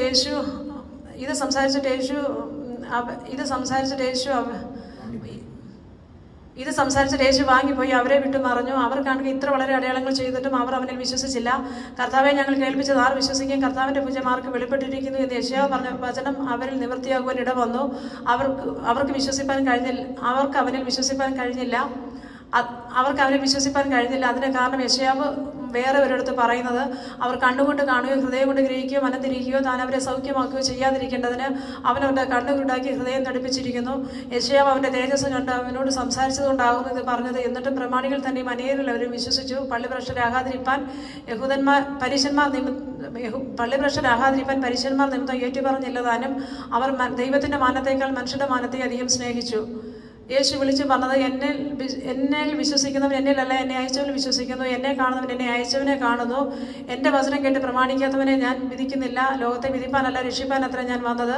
എൻ്റെ വചനം കൈക്കൊള്ളാതെ എന്നെ തള്ളിക്കളയുന്നവനെ ന്യായം വിധിക്കുന്നവരുണ്ട്. ഞാൻ സംസാരിച്ച വചനം തന്നെ ഒടുക്കത്തെ നല്ലവനെ ന്യായം വിധിക്കും. ഞാൻ സ്വയമായി സംസാരിച്ചിട്ടില്ല. എന്നെ അയച്ച പിതാവ് ഞാൻ ഇന്നത് പറയണമെന്നും ഇന്നത് സംസാരിക്കണമെന്നും എനിക്ക് കൽപ്പന തന്നിരിക്കുന്നു. അവൻ്റെ കൽപ്പന നിത്യജീവനെന്ന് ഞാൻ അറിയുന്നു. ആകയാൽ ഞാൻ സംസാരിക്കുന്ന പിതാവ് എന്നോട് അരുളിച്ചതുപോലെ തന്നെ സംസാരിക്കുന്നു. പെസഹ പെരുന്നാളിന് മുമ്പേ താൻ ഈ ലോകം വിട്ട് പിതാവിൻ്റെ അടുക്കൽ പോകുവാനുള്ള നാഴിക വന്നു എന്ന് യേശു പറഞ്ഞിട്ട് ലോകത്തിൽ തനിക്കുള്ളവരെ സ്നേഹിച്ചതുപോലെ അവസാനത്തോളം അവരെ സ്നേഹിച്ചു. അത്താഴമായപ്പോൾ പിശാച് ശീമോന്റെ മകനായ യൂദാ ഇസ്കര്യോത്തിന്റെ ഹൃദയത്തിൽ അവനെ കാണിച്ചു കൊടുക്കാൻ തോന്നിച്ചിരുന്നു. പിതാവ് സകലവും തന്റെ കീഴിൽ തന്നിരിക്കുന്നുവെന്നും താൻ ദൈവത്തിന്റെ അടുക്കൽ നിന്ന് വന്ന് ദൈവത്തിന്റെ അടുക്കൽ പോകുന്നുവെന്നും യേശു അറിഞ്ഞിരിക്കെ അത്താഴത്തിൽ നിന്ന് എഴുന്നേറ്റ് വസ്ത്രം ഊരി വെച്ച് ഒരു തുവർത്തെടുത്ത് അരയിൽ ചുറ്റി ഒരു പാത്രത്തിൽ വെള്ളം പകർന്ന് ശിഷ്യന്മാരെ കാല് കഴുകുവാനും അരയിൽ ചുറ്റിയിരുന്ന തുണി കൊണ്ട് തുവർത്തുവാനും തുടങ്ങി. അവൻ ശീമോൻ പത്രോസിന്റെ അടുക്കൽ വന്നപ്പോൾ അവനോട്, കർത്താവെ, നീ എൻ്റെ കാല് കഴുകുന്നു എന്ന് ചോദിച്ചു. യേശു അവനോട്, ഞാൻ ചെയ്തത് നീ ഇപ്പോൾ അറിയുന്നില്ല, പിന്നെ അറിയുമെന്ന് ഉത്തരം പറഞ്ഞു. നീ ഒരു നാളും എൻ്റെ കാല് കഴുകുകയില്ല എന്ന് ശീമോൻ പത്രോസ് പറഞ്ഞു, യേശു അവനോട്, ഞാൻ നിന്നെ കഴുകാഞ്ഞാൽ നിനക്ക് എന്നോട് പങ്കില്ല എന്ന് ഉത്തരം പറഞ്ഞു. അപ്പോൾ പത്രോസ്, കർത്താവേ, എൻ്റെ കാലല്ല കൈയും തലയും കൂടെ കഴുകണമേ എന്ന് പറഞ്ഞു. യേശു അവനോട്, കുളിച്ചിരിക്കുന്നവനെ കാലല്ലാതെ കഴുകാൻ ആവശ്യമില്ല, അവൻ മുഴുവനും ശുദ്ധിയുള്ളവൻ. നിങ്ങൾ മുഴുവനും ശുദ്ധിയുള്ളവരാകുന്നു, എന്നാൽ ശുദ്ധിയുള്ളവരാകുന്നു, എല്ലാവരും അല്ലതാനും എന്ന് പറഞ്ഞു. ഇത് തന്നെ കാണിച്ചു കൊടുക്കുന്നവനെ അറിഞ്ഞിരിക്കുകൊണ്ട് അത്രേ എല്ലാവരും ശുദ്ധിയുള്ളവരല്ല എന്ന് പറഞ്ഞത്. അവൻ അവരുടെ കാല് കഴുകിയിട്ട് വസ്ത്രം ധരിച്ച് വീണ്ടും ഇരുന്ന് അവരോട് പറഞ്ഞത്, ഞാൻ നിങ്ങൾക്ക് ചെയ്തത് ഇന്നതേ എന്ന് നിങ്ങൾ അറിയുന്നുവോ? നിങ്ങൾ എന്നെ ഗുരുവെന്നും കർത്താവെന്നും വിളിക്കുന്നു. ഞാൻ അങ്ങനെയാകൊണ്ട് നിങ്ങൾ പറയുന്നത് ശരി. കർത്താവും ഗുരുവുമായ ഞാൻ നിങ്ങളുടെ കാല് കഴിയെങ്കിൽ നിങ്ങൾ തമ്മിൽ കാല് കഴുകേണ്ടതാകുന്നു. ഞാൻ നിങ്ങൾക്ക് ചെയ്തതുപോലെ നിങ്ങളും ചെയ്യേണ്ടത് ഞാൻ നിങ്ങൾക്ക് ദൃഷ്ടാന്തം തന്നിരിക്കുന്നു. ആമേനാമേൻ ഞാൻ നിങ്ങളോട് പറയുന്നു, ദാസൻ യജമാനേക്കാൾ വലിയവനല്ല, ദൂതൻ തന്നെ യേശുവിനേക്കാൾ വലിയവനല്ല. ഇത് നിങ്ങൾ അറിഞ്ഞുവെങ്കിൽ ചെയ്താൽ ഭാഗ്യവാന്മാർ. നിങ്ങളെ എല്ലാവരെയും കുറിച്ച് ഞാൻ പറയുന്നില്ല, ഞാൻ തിരഞ്ഞെടുത്തവരെ ഞാൻ അറിയുന്നു. എന്നാൽ എൻ്റെ അപ്പം തിന്നുന്നവൻ എൻ്റെ നേരെ കുതികാൽ ഉയർത്തിയിരിക്കുന്നു എന്നുള്ള തിരുവെഴുത്തിന് നിവർത്തി വരേണ്ടതാകുന്നു. അത് സംഭവിക്കുമ്പോൾ ഞാൻ മശിഹ എന്ന് നിങ്ങൾ അറിയേണ്ടതിന് ഞാൻ ഇപ്പോൾ അത് സംഭവിക്കുമ്പോൾ നിങ്ങളോട് പറയുന്നു. ആമേനാമേൻ ഞാൻ നിങ്ങളോട് പറയുന്നു, ഞാൻ അയക്കുന്നവനെ കൈക്കൊള്ളുന്നവൻ എന്നെ കൈക്കൊള്ളുന്നു, എന്നെ കൈക്കൊള്ളുന്നവനെ അയച്ചവനെ കൈക്കൊള്ളുന്നു. ഇത് പറഞ്ഞിട്ട് യേശു ഉള്ളം കലങ്ങി, ആമേനാമേൻ ഞാൻ നിങ്ങളോട് പറയുന്നു, നിങ്ങൾ ഒരുത്തൻ എന്നെ കാണിച്ചു കൊടുക്കുമെന്ന് സാക്ഷീകരിച്ച് പറഞ്ഞു. ഇത് ആരെക്കുറിച്ച് പറയുന്നു എന്ന് ശിഷ്യന്മാർ സംശയിച്ച് തമ്മിൽ നോക്കി. ശിഷ്യന്മാരിൽ വെച്ച് യേശു സ്നേഹിച്ച ഒരു ശിഷ്യൻ യേശുവിൻ്റെ മാറോടത്ത് ചാരിക്കൊണ്ടിരുന്നു. ശീമോൻ പത്രോസ് അവനോട് ആംഗ്യക്കാട്ടി അവൻ പറഞ്ഞത് ആരെ കൊണ്ടെന്ന് ചോദിപ്പാൻ പറഞ്ഞു. അവൻ യേശുവിൻ്റെ നെഞ്ചോട് ചെന്ന്, കർത്താവേ, അത് ആരെന്ന് ചോദിച്ചു. ഞാൻ അപ്പക്കണ്ണം മുക്കി കൊടുക്കുന്നവൻ തന്നെ എന്ന് യേശു ഉത്തരം പറഞ്ഞു. കണ്ണം മുക്കി ശീമോൻ ഇസ്കരിയോത്താവിൻ്റെ മകനായ യൂദയ്ക്ക് കൊടുത്തു. കണ്ണം വാങ്ങിയ ഉടനെ സാത്താൻ അവനിൽ കടന്നു. യേശു അവനോട്, നീ ചെയ്യുന്നത് വേഗത്തിൽ ചെയ്യുക എന്ന് പറഞ്ഞു. ഇത് അവൻ ഇന്നതിനെ കുറിച്ച് പറഞ്ഞു എന്ന് പന്തിയിൽ ഇരുന്നവരാരും അറിഞ്ഞില്ല. പണസഞ്ചി യൂദയുടെ പക്കലാകിയാൽ പെരുന്നാളിൽ വേണ്ടുന്നത് മേടിപ്പാനോ ദരിദ്രർക്ക് വല്ലതും കൊടുപ്പാനോ അവൻ കൽപ്പിക്കുന്നെന്ന് ചിലർക്ക് തോന്നി. കണ്ണം വാങ്ങിയ ഉടനെ അവൻ എഴുന്നേറ്റ് പോയി. അപ്പോൾ രാത്രിയായിരുന്നു. അവൻ പോയ ശേഷം യേശു പറഞ്ഞത്, ഇപ്പോൾ മനുഷ്യപുത്രൻ മഹത്വപ്പെട്ടിരിക്കുന്നു, ദൈവം അവനിൽ മഹത്വപ്പെട്ടിരിക്കുന്നു. ദൈവം അവനിൽ മഹത്വപ്പെട്ടിരിക്കുന്നു എങ്കിൽ ദൈവം തന്നിൽ തന്നെ അവനെ മഹത്വപ്പെടുത്തും, ക്ഷണത്തിൽ അവനെ മഹത്വപ്പെടുത്തും. കുഞ്ഞുങ്ങളെ, ഇനി കുറഞ്ഞതെന്ന് മാത്രം ഞാൻ നിങ്ങളോട് കൂടെ ഇരിക്കും, നിങ്ങൾ എന്നെ അന്വേഷിക്കും, ഞാൻ പോകുന്നിടത്തേക്ക് നിങ്ങൾക്ക് വരുവാൻ കഴിയുകയില്ല എന്ന് യഹൂദന്മാരോട് പറഞ്ഞതുപോലെ തന്നെ ഞാൻ ഇന്ന് നിങ്ങളോടും പറയുന്നു. നിങ്ങൾ തമ്മിൽ സ്നേഹിക്കണമെന്ന് പുതിയൊരു കൽപ്പന ഞാൻ നിങ്ങൾക്ക് തരുന്നു. ഞാൻ നിങ്ങളെ സ്നേഹിച്ചതുപോലെ നിങ്ങളും തമ്മിൽ സ്നേഹിക്കണമെന്ന് തന്നെ. നിങ്ങൾക്ക് തമ്മിൽ സ്നേഹമുണ്ടെങ്കിൽ നിങ്ങൾ എൻ്റെ ശിഷ്യന്മാർ എന്ന് എല്ലാവരും അറിയും. ശീമോൻ പത്രോസ് അവനോട്, കർത്താവേ, നീ എവിടെ പോകുന്നു എന്ന് ചോദിച്ചതിന്, ഞാൻ പോകുന്നിടത്തേക്ക് ഇപ്പോൾ നിനക്ക് എന്നെ അനുഗമിപ്പാൻ കഴിയുകയില്ല, പിന്നത്തേതിൽ നീ എന്നെ അനുഗമിക്കുമെന്ന് യേശുവിനോട് ഉത്തരം പറഞ്ഞു. പത്രോസ് അവനോട്, കർത്താവേ, ഇപ്പോൾ എനിക്ക് നിന്നെ അനുഗമിപ്പാൻ കഴിയാത്തതെന്ത്? ഞാൻ എൻ്റെ ജീവനെ നിനക്ക് വേണ്ടി വെച്ച് കളയുമെന്ന് പറഞ്ഞു. അതിന് യേശു, നിന്റെ ജീവനെ നീ എനിക്ക് വേണ്ടി വെച്ച് കളയുമോ? ആമേനാമേൻ ഞാൻ നിന്നോട് പറയുന്നു, മൂന്ന് പ്രാവശ്യം എന്നെ തള്ളി പറയുമ്പോൾ നീ 3 പ്രാവശ്യം എന്നെ തള്ളി പറയുമ്പോൾ എന്ന് കോഴി കൂകയില്ല എന്ന് ഉത്തരം പറഞ്ഞു. നിങ്ങളുടെ ഹൃദയം കലങ്ങി പോകരുത്. ദൈവത്തിൽ വിശ്വസിപ്പിൻ, എന്നിലും വിശ്വസിപ്പിൻ. എൻ്റെ പിതാവിൻ്റെ ഭവനത്തിൽ അനേകം വാസസ്ഥലങ്ങളുണ്ട്. ഇല്ലെങ്കിൽ ഞാൻ നിങ്ങളോട് പറയുമായിരുന്നു, ഞാൻ നിങ്ങൾക്ക് സ്ഥലം ഒരുക്കുവാൻ പോകുന്നു. ഞാൻ പോയി നിങ്ങൾക്ക് സ്ഥലം ഒരുക്കിയാൽ ഞാൻ ഇരിക്കുന്നിടത്ത് നിങ്ങളും ഇരിക്കേണ്ടതിന് പിന്നെയും വന്ന് നിങ്ങളെ എൻ്റെ അടുക്കൽ ചേർത്തുകൊള്ളും. ഞാൻ പോകുന്നിടത്തേക്കുള്ള വഴി നിങ്ങൾ അറിയുന്നു. തോമസ് അവനോട്, കർത്താവേ, നീ എവിടെ പോകുന്നു എന്ന് അറിയുന്നില്ല, പിന്നെ വഴി ഞങ്ങൾ എങ്ങനെ അറിയുമെന്ന് പറഞ്ഞു. യേശു അവനോട്, ഞാൻ തന്നെ വഴിയും സത്യവും ജീവനുമാകുന്നു, ഞാൻ മുഖാന്തരമല്ലാതെ ആരും പിതാവിൻ്റെ അടുക്കൽ എത്തുന്നില്ല. ഫിലിപ്പോസ് അവനോട്, കർത്താവേ, പിതാവിനെ ഞങ്ങൾക്ക് കാണിച്ചു തരണം, എന്നാൽ ഞങ്ങൾക്ക് മതി എന്ന് പറഞ്ഞു. യേശുവിനോട്, ഞാൻ ഇത്രകാലം നിങ്ങളോട് കൂടെ ഇരുന്നിട്ട് നീ എന്നെ അറിയുന്നില്ലയോ ഫിലിപ്പോസേ? എന്നെ കണ്ടവൻ പിതാവിനെ കണ്ടിരിക്കുന്നു, പിന്നെ പിതാവിനെ ഞങ്ങൾ കാണിച്ചു തരണം. നീ പറയുന്നത് എങ്ങനെ? ഞാൻ പിതാവ് എന്നിലും ആകുന്നു എന്ന് നീ വിശ്വസിക്കുന്നില്ലയോ? ഞാൻ നിങ്ങളോട് പറയുന്ന വചനം സ്വയമായിട്ടല്ല സംസാരിക്കുന്നത്, പിതാവ് എന്നിൽ വസിച്ചുകൊണ്ട് തന്നെ പ്രവൃത്തി ചെയ്യുന്നു. ഞാൻ പിതാവിലും പിതാവ് എന്നിലും എന്ന് എന്നെ വിശ്വസിപ്പൻ, അല്ലെങ്കിൽ പ്രവൃത്തി നിമിത്തം എന്നെ വിശ്വസിപ്പൻ. ആമേനാമേൻ ഞാൻ നിങ്ങളോട് പറയുന്നു, ഞാൻ ചെയ്യുന്ന പ്രവൃത്തി എന്നിൽ വിശ്വസിക്കുന്നവനും ചെയ്യും. ഞാൻ പിതാവിൻ്റെ അടുക്കൽ പോകുന്നതുകൊണ്ട് അതിൽ വലിയതും അവൻ ചെയ്യും. നിങ്ങൾ എൻ്റെ നാമത്തിൽ അപേക്ഷിക്കുന്നതൊക്കെ പിതാവ് മുതൽ മഹത്വപ്പെടേണ്ടത് ഞാൻ ചെയ്തു തരും. എൻ്റെ നാമത്തിൽ നിങ്ങൾ എന്നോട് അപേക്ഷിക്കുന്നതൊക്കെ ഞാൻ ചെയ്തു തരും. നിങ്ങൾ എന്നെ സ്നേഹിക്കുന്നുവെങ്കിൽ എൻ്റെ കൽപ്പനകളെ കാത്തുകൊള്ളും. എന്നാൽ ഞാൻ പിതാവിനോട് ചോദിക്കും, അവൻ സത്യത്തിൻ്റെ ആത്മാവെന്ന മറ്റൊരു കാര്യസ്ഥനെ എന്നേക്ക് നിങ്ങളോട് കൂടെ ഇരിക്കേണ്ടതിന് നിങ്ങൾക്ക് അയക്കും. ലോകം അവനെ കാണുകയോ അറിയുകയോ ചെയ്യായെങ്കിൽ അത് അവനെ ലഭിക്കുകയില്ല. നിങ്ങളും അവൻ നിങ്ങളോട് വസിക്കുകയും നിങ്ങൾ ഇരിക്കുകയും ചെയ്തുകൊണ്ട് നിങ്ങൾ അവനെ അറിയുന്നു. ഞാൻ നിങ്ങളെ അനാഥരായി വിടുകയില്ല, ഞാൻ നിങ്ങളുടെ അടുക്കൽ വരും. കുറഞ്ഞത് കഴിഞ്ഞിട്ട് ലോകം എന്നെ കാണുകയില്ല, നിങ്ങളും എന്നെ കാണും. ഞാൻ ജീവിക്കുന്നതുകൊണ്ട് നിങ്ങളും ജീവിക്കും. ഞാൻ എൻ്റെ പിതാവിലും നിങ്ങൾ എന്നിലും ഞാൻ നിങ്ങളിലും എന്ന് നിങ്ങൾ അന്ന് അറിയും. എൻ്റെ കൽപ്പനകൾ ലഭിച്ച് പ്രമാണിക്കുന്നവൻ എന്നെ സ്നേഹിക്കുന്നവനാകുന്നു. എന്നെ സ്നേഹിക്കുന്നവനെ എൻ്റെ പിതാവ് സ്നേഹിക്കുന്നു. ഞാനും അവനെ സ്നേഹിച്ച് അവൻ എന്നെ തന്നെ വെളിപ്പെടുത്തും. ഇസ്കരിയോത്താവല്ലാത്ത യൂദ അവരോട്, കർത്താവേ, നീ എന്ത് സംഭവിച്ചിട്ടാകുന്നു ലോകത്തിനല്ല ഞങ്ങൾക്കത്രേ നിന്നെ വെളിപ്പെടുത്തുന്നതെന്ന് ചോദിച്ചു. യേശു അവനോട്, എന്നെ സ്നേഹിക്കുന്ന എൻ്റെ വചനം പ്രമാണിക്കും, എൻ്റെ പിതാവും അവനെ സ്നേഹിക്കും. എന്നെ സ്നേഹിക്കുന്ന എൻ്റെ വചനം പ്രമാണിക്കുന്നു, എൻ്റെ പിതാവും അവനെ സ്നേഹിക്കും. ഞങ്ങൾ അവൻ്റെ അടുക്കൽ വന്ന് അവനോടുകൂടെ വാസം ചെയ്യും. എന്നെ സ്നേഹിക്കാത്തവൻ എൻ്റെ വചനം പ്രമാണിക്കുന്നില്ല. നിങ്ങൾ കേൾക്കുന്ന വചനം എൻ്റേതല്ല, എന്നെ അയച്ചവൻ്റേത് എത്രയെന്ന് ഉത്തരം പറഞ്ഞു. ഞാൻ നിങ്ങളോട് കൂടെ വസിക്കുമ്പോൾ നിങ്ങളോട് സംസാരിച്ചിരിക്കുന്നു. എങ്കിലും പിതാവ് എൻ്റെ നാമത്തിൽ അയപ്പാനുള്ള പരിശുദ്ധാത്മാവ് എന്ന കാര്യം സകലവും നിങ്ങൾക്ക് ഉപദേശിച്ചു തരികയും ഞാൻ നിങ്ങളോട് പറഞ്ഞതൊക്കെ നിങ്ങൾക്ക് ഓർമ്മപ്പെടുത്തുകയും ചെയ്യും. എൻ്റെ സമാധാനം ഞാൻ നിങ്ങൾക്ക് തരുന്നു. ലോകം തരുന്നത് പോലെയല്ല ഞാൻ നിങ്ങൾക്ക് തരുന്നത്. നിങ്ങളുടെ ഹൃദയം കലങ്കരുത്, ഭ്രമിക്കുകയും വരുത്. ഞാൻ പോവുകയും നിങ്ങളുടെ അടുക്കൽ മടങ്ങി വരികയും ചെയ്യുമെന്ന് ഞാൻ നിങ്ങളോട് പറഞ്ഞത് കേട്ടുവല്ലോ. ഞാൻ പിതാവിൻ്റെ അടുക്കൽ, നിങ്ങൾ എന്നെ സ്നേഹിക്കുന്നുവെങ്കിൽ പിതാവിൻ്റെ അടുക്കൽ പോകുന്നതിനാൽ സന്തോഷിക്കുമായിരുന്നു. പിതാവ് എന്നേക്കാൾ വലിയവനല്ലോ. അത് സംഭവിക്കുമ്പോൾ നിങ്ങൾ വിശ്വസിക്കേണ്ടതിന് ഇപ്പോൾ ഞാൻ സംഭവിക്കുമ്പോൾ നിങ്ങളോട് പറഞ്ഞിരിക്കുന്നു. ഇനി ഞാൻ നിങ്ങളോട് വളരെ സംസാരിക്കുകയില്ല. ഈ ലോകത്തിൻ്റെ പ്രഭു വരുന്നു, അവൻ എന്നോടൊരു കാര്യവുമില്ല. എങ്കിലും ഞാൻ പിതാവിനെ സ്നേഹിക്കുന്നുവെന്നും പിതാവ് എന്നോട് കൽപ്പിച്ചതുപോലെ ഞാൻ ചെയ്യുന്നുവെന്നും ലോകം അറിയട്ടെ. എഴുന്നേൽപ്പിൻ, നാം പോകാം. ഞാൻ സാക്ഷാൽ മുന്തിരിവള്ളിയും എൻ്റെ പിതാവ് തോട്ടക്കാരനുമാകുന്നു. എന്നിൽ കായ്ക്കാത്ത കൊമ്പൊക്കെ നീക്കിക്കളയുന്നു, കായ്ക്കുന്നതൊക്കെയും അധികം ഫലം കായ്ക്കേണ്ട ശക്തി വെടിപ്പാകുന്നു. ഞാൻ നിങ്ങളോട് സംസാരിച്ച വചന നിമിത്തം നിങ്ങളിപ്പോൾ ശുദ്ധിയുള്ളവരാകുന്നു. എന്നിൽ വസിപ്പിൻ, ഞാൻ നിങ്ങളിലും വസിക്കും. കൊമ്പിന് മുന്തിരിവള്ളിയിൽ വസിച്ചിട്ടല്ലാതെ സ്വയമായി കഴിപ്പാൻ കഴിയാത്തതുപോലെ എന്നിൽ വസിച്ചിട്ടല്ലാതെ നിങ്ങൾക്ക് കഴിയുകയില്ല. ഞാൻ മുന്തിരിവള്ളിയും നിങ്ങൾ കൊമ്പുകളുമാകുന്നു. ഒരുത്തൻ എന്നിലും ഞാൻ അവനിലും വസിച്ചാൽ അവൻ വളരെ ഫലം കഴിക്കും. എന്നെ പിരിഞ്ഞ് നിങ്ങൾക്കൊന്നും ചെയ്യുവാൻ കഴിയുകയില്ല. എന്നിൽ വസിക്കാത്തവനൊരു കൊമ്പ് പോലെ പുറത്ത് കളഞ്ഞിട്ട് അവൻ ഉണങ്ങിപ്പോകുന്നു. ആ വക വെട്ടി തീയിലിടുന്നു, അത് വെന്ത് പോകും. നിങ്ങൾ എന്നിലും എൻ്റെ വചനം നിങ്ങളിലും വസിച്ചാൽ അവൻ വളരെ, നിങ്ങൾ ഇച്ഛിക്കുന്ന എന്തെങ്കിലും അപേക്ഷിപ്പിൻ, അത് നിങ്ങൾക്ക് കിട്ടും. നിങ്ങൾ വളരെ ഫലം കായ്ക്കുന്നതിനാൽ എൻ്റെ പിതാവ് മഹത്വപ്പെടുന്നു. അങ്ങനെ നിങ്ങൾ എൻ്റെ ശിഷ്യന്മാരാകും. പിതാവ് എന്നെ സ്നേഹിക്കുന്ന പോലെ ഞാൻ നിങ്ങളെ സ്നേഹിക്കുന്നു. എൻ്റെ സ്നേഹത്തിൽ വസിപ്പിൻ. ഞാൻ എൻ്റെ പിതാവിൻ്റെ കൽപ്പനകളെ പ്രമാണിച്ച് അവൻ്റെ സ്നേഹത്തിൽ വസിക്കുന്നത് പോലെ നിങ്ങൾ എൻ്റെ കൽപ്പനകളെ പ്രമാണിച്ചാൽ എൻ്റെ സ്നേഹത്തിൽ വസിക്കും. എൻ്റെ സന്തോഷം നിങ്ങളിരിപ്പാനും നിങ്ങളുടെ സന്തോഷം പൂർണ്ണമാകുവാനും ഞാനിത് നിങ്ങളോട് സംസാരിച്ചിരിക്കുന്നു. ഞാൻ നിങ്ങളെ സ്നേഹിക്കുന്ന പോലെ നിങ്ങൾ തമ്മിൽ സ്നേഹിക്കണം എന്നാകുന്നു എൻ്റെ കൽപ്പന. സ്നേഹിതന്മാർക്ക് വേണ്ടി തൻ്റെ ജീവനെ കൊടുക്കുന്നതിലും അധികമുള്ള സ്നേഹം ആർക്കുമില്ല. ഞാൻ നിങ്ങളോട് കൽപ്പിക്കുന്നത് ചെയ്താൽ നിങ്ങൾ എൻ്റെ സ്നേഹിതന്മാർ തന്നെ. യജമാനൻ ചെയ്യുന്നത് ദാസൻ അറിയായിക്കൊണ്ട് ഞാൻ നിങ്ങളെ ഇനി ദാസന്മാരെന്ന് പറയുന്നില്ല. ഞാൻ എൻ്റെ പിതാവിനോട് കേട്ടതല്ല നിങ്ങളോട് അറിയിച്ചതുകൊണ്ട് നിങ്ങളെ എൻ്റെ സ്നേഹിതന്മാരെന്ന് പറഞ്ഞിരിക്കുന്നു. നിങ്ങൾ എന്നെ തിരഞ്ഞെടുത്തു എന്നല്ല, ഞാൻ നിങ്ങളെ തിരഞ്ഞെടുത്തു. നിങ്ങൾ പോയി ഫലം കഴിക്കേണ്ടതിനും നിങ്ങളുടെ ഫലം നിലനിൽക്കേണ്ടതിനും ഞാൻ നിങ്ങളെ ആക്കി വെച്ചിരിക്കുന്നു. നിങ്ങൾ എൻ്റെ നാമത്തിൽ പിതാവിനോട് അപേക്ഷിക്കുന്നതൊക്കെയും അവൻ നിങ്ങൾക്ക് ചെയ്തു തരുവാനായിട്ട് തന്നെ. നിങ്ങൾ തമ്മിൽ സ്നേഹിക്കണം, ഞാനിത് നിങ്ങളോട് കൽപ്പിക്കുന്നു. ലോകം നിങ്ങളെ പകച്ചുവെങ്കിൽ അവൻ നിങ്ങൾക്ക് മുമ്പേ എന്നെ പകച്ചിരിക്കുന്നു എന്ന് അറിവിൻ. നിങ്ങൾ ലോകക്കാരായിരുന്നുവെങ്കിൽ ലോകം തനിക്ക് സ്വന്തമായി സ്നേഹിക്കുമായിരുന്നു. എന്നാൽ നിങ്ങൾ ലോകക്കാരായിരിക്കാത്ത ഞാൻ നിങ്ങളെ ലോകത്തിൽ നിന്ന് തിരഞ്ഞെടുത്തുകൊണ്ട് ലോകം നിങ്ങളെ പകയ്ക്കുന്നു.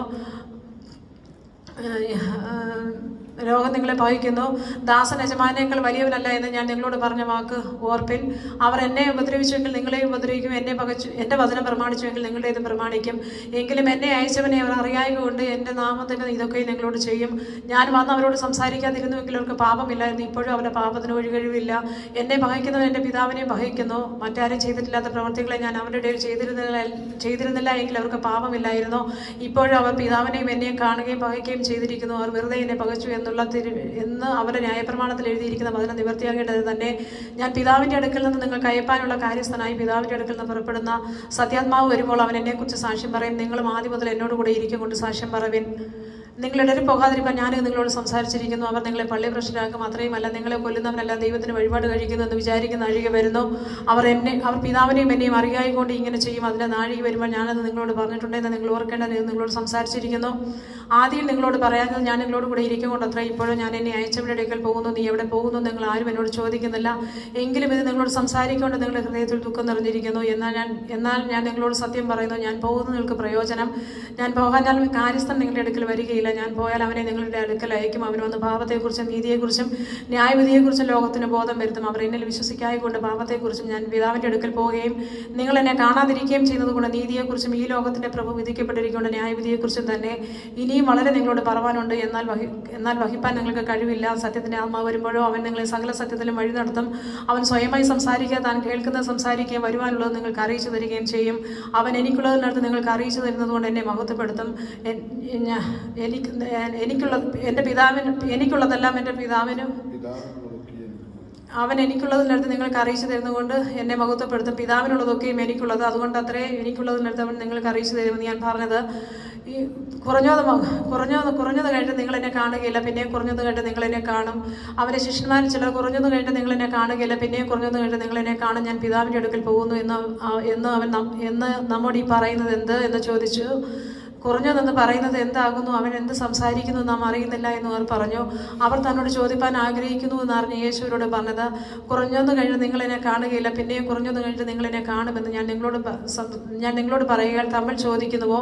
ആമേനാമേൻ ഞാൻ നിങ്ങളോട് പറയുന്നു, നിങ്ങൾ കരഞ്ഞു വിലപിക്കും, ലോകമോ സന്തോഷിക്കും. നിങ്ങൾ ദുഃഖിക്കുമെന്നാൽ നിങ്ങളുടെ ദുഃഖം സന്തോഷമായി തീരും. സ്ത്രീ പ്രസവിക്കുമ്പോൾ തന്റെ നാഴിക വന്നതുകൊണ്ട് അവൾക്ക് ദുഃഖമുണ്ട്. കുഞ്ഞിനെ പ്രസവിച്ച ശേഷമോ ഒരു മനുഷ്യൻ ലോകത്തിൽ പറഞ്ഞിരിക്കുന്ന സന്തോഷ നിമിത്തം അവൾ തന്റെ കഷ്ടം പിന്നെ ഓർക്കുന്നില്ല. അങ്ങനെ നിങ്ങൾക്കും ഇപ്പോൾ ദുഃഖമുണ്ട്, എങ്കിലും ഞാൻ പിന്നെയും നിങ്ങളെ വന്ന് കാണാൻ നിങ്ങളുടെ ഹൃദയം സന്തോഷിക്കും. നിങ്ങളുടെ സന്തോഷം നിങ്ങളിൽ നിന്ന് ആരും എടുത്ത് കളയുകയുമില്ല. അന്ന് നിങ്ങൾ എന്നോടൊന്നും ചോദിക്കുകയുമില്ല. ആമേൻ ആമേൻ ഞാൻ നിങ്ങളോട് പറയുന്നത്, നിങ്ങൾ പിതാവിനോട് അപേക്ഷിക്കുന്നതൊക്കെയും അവൻ എൻ്റെ നാമത്തിൽ നിങ്ങൾക്ക് ചെയ്തു തരും. ഇന്ന് വരെ നിങ്ങൾ എൻ്റെ നാമത്തിൽ ഒന്നും അപേക്ഷിച്ചില്ല. അപേക്ഷിപ്പിന് സന്തോഷം പൂർണ്ണമാകണം നിങ്ങൾക്ക് ലഭിക്കും. ഇത് ഞാൻ സദൃശമായി നിങ്ങളോട് സംസാരിച്ചിരിക്കുന്നു, എങ്കിലും ഞാൻ ഇനി സദൃശമായി നിങ്ങളോട് സംസാരിക്കാതെ പിതാവിനെ സംബന്ധിച്ച് സ്പഷ്ടമായി നിങ്ങളോട് അറിയിക്കുന്ന നാഴിക വരുന്നു. അന്ന് നിങ്ങൾ എൻ്റെ നാമത്തിൽ അപേക്ഷിക്കും. ഞാൻ നിങ്ങൾക്ക് വേണ്ടി പിതാവിനോട് അപേക്ഷിക്കുമെന്ന് ഞാൻ പറയുന്നില്ല. നിങ്ങൾ എന്നെ സ്നേഹിച്ചു, ഞാൻ പിതാവിൻ്റെ അടുക്കൽ നിന്ന് വന്നിരിക്കുന്നു എന്ന് നിങ്ങൾ വിശ്വസിച്ചിരിക്കൊണ്ട് പിതാവ് താനെ നിങ്ങളെ സ്നേഹിക്കുന്നു. ഞാൻ പിതാവിൻ്റെ അടുക്കൽ നിന്ന് പുറപ്പെട്ട് ലോകത്തിൽ വന്ന് പിന്നെയും ലോകം വിട്ട് പിതാവിൻ്റെ അടുക്കൽ പോകുന്നു. അതിനവൻ്റെ ശിഷ്യന്മാർ, ഇപ്പോൾ നീ സദൃശമായി സംസാരിക്കാതെ സ്പഷ്ടമായി സംസാരിക്കുന്നു. നീ സകലവും അറിയുന്നുവെന്നും ആരും നിന്നോട് ഒന്നും ചോദിപ്പാൻ നിനക്ക് ആവശ്യമില്ല എന്നും ഇപ്പോൾ ഞങ്ങൾ അറിയുന്നു. ഇതിനാൽ നീ ദൈവത്തിൻ്റെ അടുക്കൽ നിന്ന് വന്നിരിക്കുന്നു ഞങ്ങൾ വിശ്വസിക്കുന്നു എന്ന് പറഞ്ഞു. യേശു അവരോട്, ഇപ്പോൾ നിങ്ങൾ വിശ്വസിക്കുന്നുവോ? നിങ്ങൾ ഓരോരുത്തൻ താന്താൻ്റെ സ്വന്തങ്ങളിലേക്ക്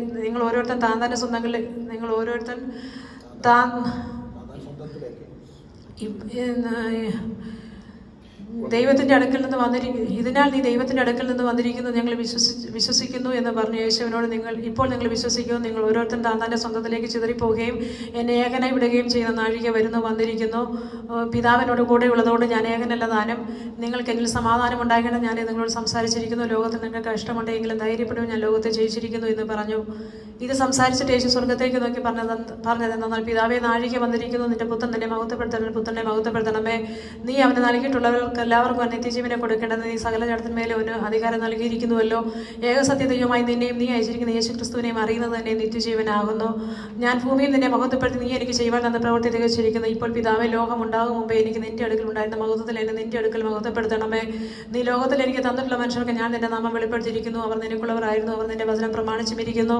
നീ എനിക്ക് തന്നിട്ടുള്ളതല്ല നിന്റെ പക്കൽ ആകുന്നു എന്ന് അവർ ഇപ്പോൾ അറിഞ്ഞുമിരിക്കുന്നു.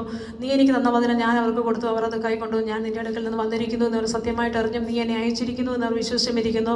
ഞാൻ അവർക്ക് വേണ്ടി അപേക്ഷിക്കുന്നു, ലോകത്തിന് വേണ്ടിയല്ല. നീ എനിക്ക് തന്നിട്ടുള്ളവർ നിനക്കുള്ളവർ ആകുകൊണ്ട് അവർക്ക് വേണ്ടി എത്രയും ഞാൻ അപേക്ഷിക്കുന്നത്. എൻ്റേതെല്ലാം നിൻ്റേതും എൻ്റേതുമാകുന്നു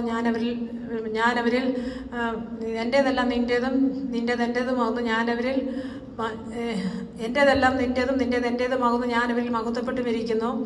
ഇനി ഞാൻ ലോകത്തിലിരിക്കുന്നില്ല, ഇവരോ ലോകത്തിലിരിക്കുന്നു. ഞാൻ നിന്റെ അടുക്കൽ വരുന്നു. പരിശുദ്ധ പിതാവേ, അവർ നമ്മെ പോലെ ഒന്നാകേണ്ടത് നീ എനിക്ക് തന്നിട്ടുള്ള നിന്റെ നാമത്തിൽ അവരെ കാത്തുകൊള്ളണമേ. അവരോടുകൂടെ ഇരുന്നപ്പോൾ ഞാൻ അവരെ നിന്റെ നാമത്തിൽ കാത്തുകൊണ്ടിരുന്നു. ഞാൻ അവരെ സൂക്ഷിച്ചു. തിരുവെഴുത്തിന് നിവർത്തി വരേണ്ടത് ആശ്വാഗ്യനല്ലാതെ അവർ ആരും നശിച്ചു പോയിട്ടില്ല. ഇപ്പോഴും ഞാൻ നിന്റെ അടുക്കൽ വരുന്നു.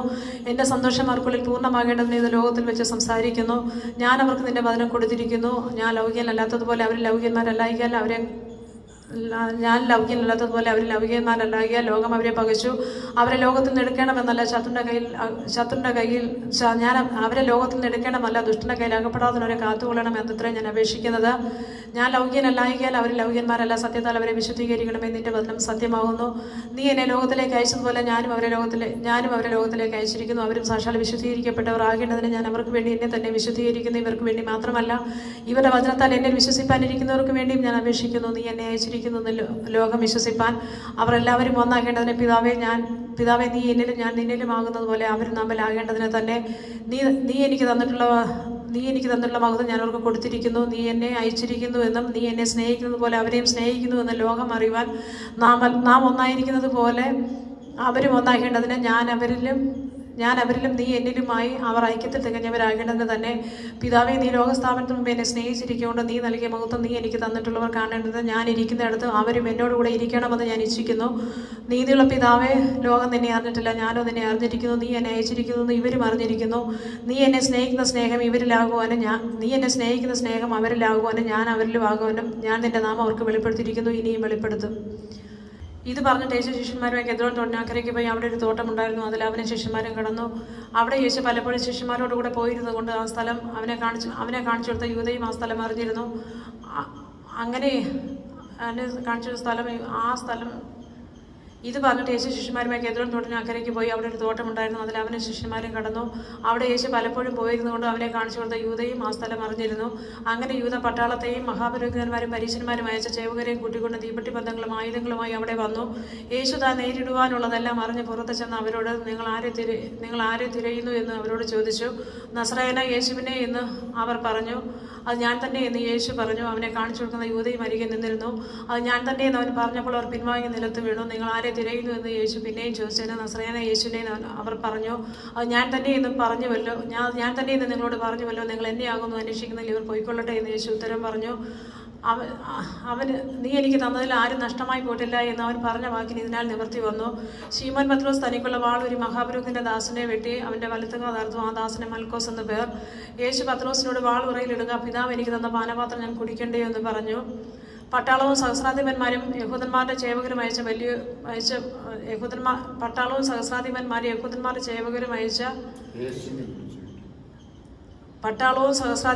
യഹൂദന്മാരുടെ ചേവകരും യേശുവിനെ പിടിച്ചുകിട്ടി ഒന്നാമത് ഹന്നാവിന്റെ അടുക്കൽ കൊണ്ടു ചെന്നു. അവനും ആ സമരസത്തെ മഹാപുരോഹിതനായ കയ്യഫാവിന്റെ അമ്മായിയപ്പനായിരുന്നു. കയ്യഫാവും ജനത്തിനു വേണ്ടി ഒരു മനുഷ്യൻ മരിക്കുന്നത് നന്ന് എന്ന് യഹൂദന്മാരോട് ആലോചന പറഞ്ഞവൻ തന്നെ. ശീമോൻ പത്രോസും മറ്റൊരു ശിഷ്യനും യേശുവിന്റെ പിന്നാലെ ചെന്നു. ആ ശിഷ്യൻ മഹാപുരോഹിതന് പരിചയമുള്ളവനാകൊണ്ട് യേശുവിനോടുകൂടെ മഹാപുരോഹിതന്റെ നടുമുറ്റത്ത് കടന്നു.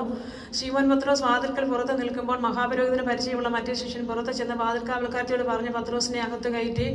വാതിൽക്കാക്കുന്ന ബാല്യക്കാരത്തി പത്രോസിനോട്, നീയും ഈ മനുഷ്യന്റെ ശിഷ്യന്മാർ ഒരുത്തനോ എന്ന് ചോദിച്ചു. അല്ല എന്ന് അവൻ പറഞ്ഞു. അന്ന് കുളിറാകൊണ്ട് ദാസന്മാരും ചേവകരും കനൽ കൂട്ടി തീ കാഞ്ഞുകൊണ്ടിരുന്നു. പത്രോസും അവരോടുകൂടെ തീ കാഞ്ഞുകൊണ്ടിരുന്നു. മഹാപുരോഹിതൻ യേശുവിനോട് അവന്റെ ശിഷ്യന്മാരെ ഉപദേശത്തെയും കുറിച്ച് ചോദിച്ചു. അതിന് യേശു, ലോകത്തോട് ഞാൻ പരസ്യമായി സംസാരിച്ചിരിക്കുന്നു. പള്ളിയിലും എല്ലാ യഹൂദന്മാർ കൂടുന്ന ദേവാലയത്തിലും എപ്പോഴും ഉപദേശിച്ചു. രഹസ്യമായി ഒന്നും സംസാരിച്ചിട്ടില്ല. നീ എന്നോട് ചോദിക്കുന്നത് എന്താ? ഞാൻ സംസാരിച്ചത് എന്താണെന്ന് കേട്ടവരോട് ചോദിക്കാം. ഞാൻ പറഞ്ഞത് അവർ അറിയുന്നു എന്ന് ഉത്തരം പറഞ്ഞു. അവൻ ഇങ്ങനെ പറയുമ്പോൾ ചേവകളിലരികെ നിന്ന് ഒരുത്തൻ മഹാപുരോഹിതനോട് ഇങ്ങനെ ഉത്തരം പറയുന്നത് എന്ന് പറഞ്ഞ് യേശുവിനെ കന്നത്തൊന്നടിച്ചു. യേശു അവനോട്, ഞാൻ ദോഷം സംസാരിച്ചിട്ടുണ്ടെങ്കിൽ തെളിവ് കൊടുക്കുക, അല്ലെങ്കിൽ എന്നെ തല്ലുന്നത് എന്തോ എന്ന് പറഞ്ഞു. ഹന്നാമോ അവനെ കെട്ടപ്പെട്ടവനായി മഹാപുരോഹിതനായ കയ്യഫാവിന്റെ അടുക്കൽ അയച്ചു. ശീമോൻ പത്രോസ് തീ കാഞ്ഞുകൊണ്ട് നിൽക്കുമ്പോൾ, നീയും അവന്റെ ശിഷ്യന്മാർ ഒരുവനല്ലയോ എന്ന് ചിലർ അവനോട് ചോദിച്ചു. അല്ല എന്ന് അവൻ മറുത്തു പറഞ്ഞു. മഹാപുരോഹിത ശിഷ്യന്മാരിൽ വെച്ച് ശീമോൻ പത്രോസ് കാതർത്തവന്റെ ദാസനായ ഒരുത്തൻ, ഞാൻ നിന്നെ തോട്ടത്തിൽ അവനോടുകൂടെ കണ്ടുവല്ലോ എന്ന് പറഞ്ഞു. പത്രോസ് പിന്നെയും മറുത്തു പറഞ്ഞു. ഉടനെ കോഴി കൂകി. പുലർച്ചയ്ക്ക് അവർ യേശുവിനെ കയ്യഫാവിന്റെ അടുക്കൽ നിന്ന് ആസ്ഥാനത്തിലേക്ക് കൊണ്ടുപോയി. തങ്ങൾ അശുദ്ധമാകാതെ പെസക കഴിപ്പാൻ തക്കണം ആസ്ഥാനത്തിൽ കടന്നില്ല. പീലാത്തോസ് അവരുടെ അടുക്കൽ പുറത്തു വന്ന്, നിങ്ങൾ ഈ മനുഷ്യന്റെ നേരെ എന്ത് കുറ്റം ചുമത്തുന്നു എന്ന് ചോദിച്ചു. കുറ്റക്കാരനല്ലാഞ്ഞെങ്കിൽ ഞങ്ങൾ അവനെ നിന്റെ അടുക്കൽ കൊണ്ടുവരികയില്ലായിരുന്നു എന്ന് അവർ അവനോട് ഉത്തരം പറഞ്ഞു. പീലാത്തോസ് അവനോട്, നിങ്ങൾ അവനെ കൊണ്ടുപോയി നിങ്ങളുടെ ന്യായപ്രമാണ പ്രകാരം വിധിപ്പീനെന്ന് പറഞ്ഞതിന് യഹൂദന്മാർ അവനോട്, മരണശിക്ഷയ്ക്കുള്ള അധികാരം ഞങ്ങൾക്കില്ലല്ലോ എന്ന് പറഞ്ഞു. യേശു താൻ മരിപ്പാനുള്ള മരണവിധം സൂചിപ്പിച്ച വാക്കിന് ഇതിനാൽ നിവർത്തി വന്നു. പീലാത്തോസ് പിന്നെയും ആസ്ഥാനത്തിൽ ചെന്ന് യേശുവിനെ വിളിച്ചു. നീ യഹൂദന്മാരുടെ രാജാവോ എന്ന് ചോദിച്ചു. അതിന് ഉത്തരമായി യേശു, ഇത് നീ സ്വയമായി പറയുന്നതോ മറ്റുള്ളവർ എന്നെക്കുറിച്ച് പറഞ്ഞിട്ടോ എന്ന് ചോദിച്ചു. പീലാത്തോസ് അതിന് ഉത്തരമായി, ഞാൻ യഹൂദനോ? നിന്റെ ജനവും മഹാപുരോഹിതന്മാരെ നിന്നെ എന്റെ പക്കൽ ഏൽപ്പിച്ചു. നീ എന്ത് ചെയ്തു എന്ന് ചോദിച്ചു. അതിന് യേശു, എന്റെ രാജ്യം ഐഹികമല്ല. എന്റെ രാജ്യം ഐഹികമായിരുന്നുവെങ്കിൽ എന്നെ യഹൂദന്മാരുടെ കയ്യിൽ ഏൽപ്പിക്കാതെ എന്റെ ചേവകർ പോരാടുമായിരുന്നു. എന്നാൽ എന്റെ രാജ്യം ഐഹികമല്ല എന്ന് ഉത്തരം പറഞ്ഞു. പീലാത്തോസ് അവനോട്, എന്നാൽ നീ രാജാവ് തന്നെയല്ലോ എന്ന് പറഞ്ഞതിന് യേശു, നീ പറഞ്ഞതുപോലെ ഞാൻ രാജാവ് തന്നെ. സത്യത്തിന് സാക്ഷി നിൽക്കേണ്ടതിന് ഞാൻ ജനിച്ചു, അതിനായി ലോകത്തിൽ വന്നുമിരിക്കുന്നു. സത്യതൽപ്പനായവൻ എന്റെ വാക്ക് കേൾക്കുന്നു എന്ന് ഉത്തരം പറഞ്ഞു. പീലാത്തോസ് അവനോട്, സത്യം എന്നാൽ എന്തേ എന്ന് പറഞ്ഞു പിന്നെ യഹൂദന്മാരുടെ അടുക്കൽ പുറത്തു വന്നു. ആ മനുഷ്യനിൽ ഞാനൊരു കുറ്റവും കാണുന്നില്ല. എന്നാൽ പെസഹയിൽ ഞാനൊരുത്തനെ നിങ്ങൾക്ക് വിട്ടുതരിക പതിവുണ്ടല്ലോ. യഹൂദന്മാരുടെ രാജാവിനെ വിട്ടുതരുന്നത് നിങ്ങൾക്ക് സമ്മതമോ എന്ന് ചോദിച്ചതിന് അവർ പിന്നെയും, ഇവനെ വേണ്ട, ബറബ്ബാസിനെ മതിയെന്ന് നിലവിളിച്ച് പറഞ്ഞു. ബറബ്ബാസോ കവർച്ചക്കാരനായിരുന്നു. അനന്തരം പീലാത്തോസ് യേശുവിനെ കൊണ്ട് ഈ വാറുകൊണ്ട് അടിപ്പിച്ചു. പടയാളികൾ മുള്ളുകൊണ്ടൊരു കിരീടം പറഞ്ഞ് അവൻ്റെ തലയിൽ വെച്ചു. ധൂമ്രവസ്ത്രം ധരിപ്പിച്ചു. അവന്റെ അടുക്കൽ ചെന്ന്, യഹൂദന്മാരുടെ രാജാവെ, ജയ ജയ എന്ന് പറഞ്ഞവനെ കന്നത്തടിച്ചു. പീലാത്തോസ് പിന്നെയും പുറത്തു വന്ന് അവരോട്, ഞാൻ അവരിൽ ഒരു കുറ്റവും കാണുന്നില്ല എന്ന് നിങ്ങൾ അറിയേണ്ടതിന് അവനെ നിങ്ങളുടെ അടുക്കൽ ഇതാ പുറത്തു കൊണ്ടുവരുന്നു എന്ന് പറഞ്ഞു. അങ്ങനെ യേശു മുൾക്കിരീടവും ധൂമ്രവസ്ത്രവും ധരിച്ച് പുറത്തു വന്നു. പീലാത്തോസ് അവരോട്, ആ മനുഷ്യൻ ഇതാ എന്ന് പറഞ്ഞു. മഹാപുരോഹിതന്മാരും ചേവകരും അവനെ കണ്ടപ്പോൾ അവനെ ക്രൂശിക്ക എന്ന് ആർത്ത് വിളിച്ചു. പീലാത്തോസ് അവരോട്, നിങ്ങൾ അവനെ കൊണ്ടുപോയി ക്രൂശിപ്പിൻ, ഞാനോ അവനിൽ കുറ്റം കാണുന്നില്ല എന്ന് പറഞ്ഞു. യഹൂദന്മാർ അവനോട്, ഞങ്ങൾക്കൊരു ന്യായപ്രമാണമുണ്ട്, അവൻ തന്നെത്താൻ ദൈവപുത്രനാക്കിയതുകൊണ്ട് ആ ന്യായപ്രമാണപ്രകാരം അവൻ മരിക്കേണ്ടതാകുന്നു എന്ന് ഉത്തരം പറഞ്ഞു. ഈ വാക്ക് കേട്ടിട്ട് പീലാത്തോസ് ഏറ്റവും ഭയപ്പെട്ട് പിന്നെയും ആസ്ഥാനത്തിൽ ചെന്ന്, നീ എവിടെ നിന്നാകുന്നു എന്ന് യേശുവിനോട് ചോദിച്ചു. യേശു ഉത്തരം പറഞ്ഞില്ല. പീലാത്തോസ് അവനോട്, എനിക്ക് നിന്നെ ക്രൂശിപ്പാൻ അധികാരമുണ്ടെന്നും